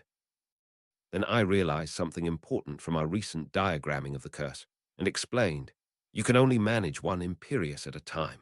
There'd need to be at least 2 more Death Eaters if Flint and 3 guys from town were cursed. That actually caught Dumbledore's attention, and he nodded. There may be 1 more regardless. Mr. Flint had no such curse in his wand, and based on his owls, is likely incapable of casting it to begin with. He shared a look with Moody and glanced at the trainee. Miss Tonks, I know that Alistair has broached certain topics with you previously. Now is the time to decide whether you wish to be read further into those topics. Tonks blushed slightly at the headmaster's regard, and then nodded. My parents never believed it was all over. If nothing else, we've been worried for years that my aunt is still at large. I tried to hide a wince at that, and hoped everyone else was paying attention to Tonks and not me. It's not much of a leap to figure that you know who may just have been injured rather than killed and is finally making a comeback. Dumbledore nodded and continued, Indeed. I was attacked to try to obtain my blood a few months ago, and now Mr. Dresden was attacked for the same reason. We believe it was for a ritual using an enemy's blood. And while I would like a copy of the memory to confirm, I am fairly certain that one of the assailants was the same man that attacked me, Walden Macnair. Would fit with the axe, Moody confirmed. And the thin man? I asked. It could be one of several, unfortunately, the headmaster shrugged. The Death Eater masks obscure enough of the wearer's voice that your memory may not even narrow it down much.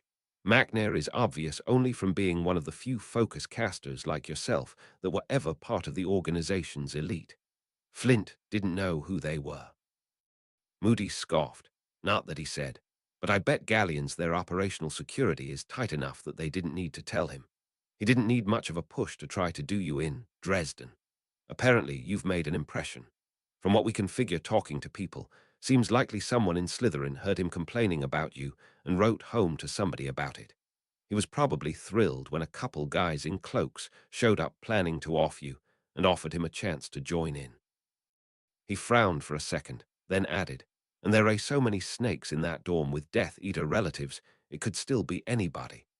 Dumbledore mused, but the suggestion that there was a third individual that was willing to Imperius someone but not attack Mr. Dresden might be a useful avenue of inquiry.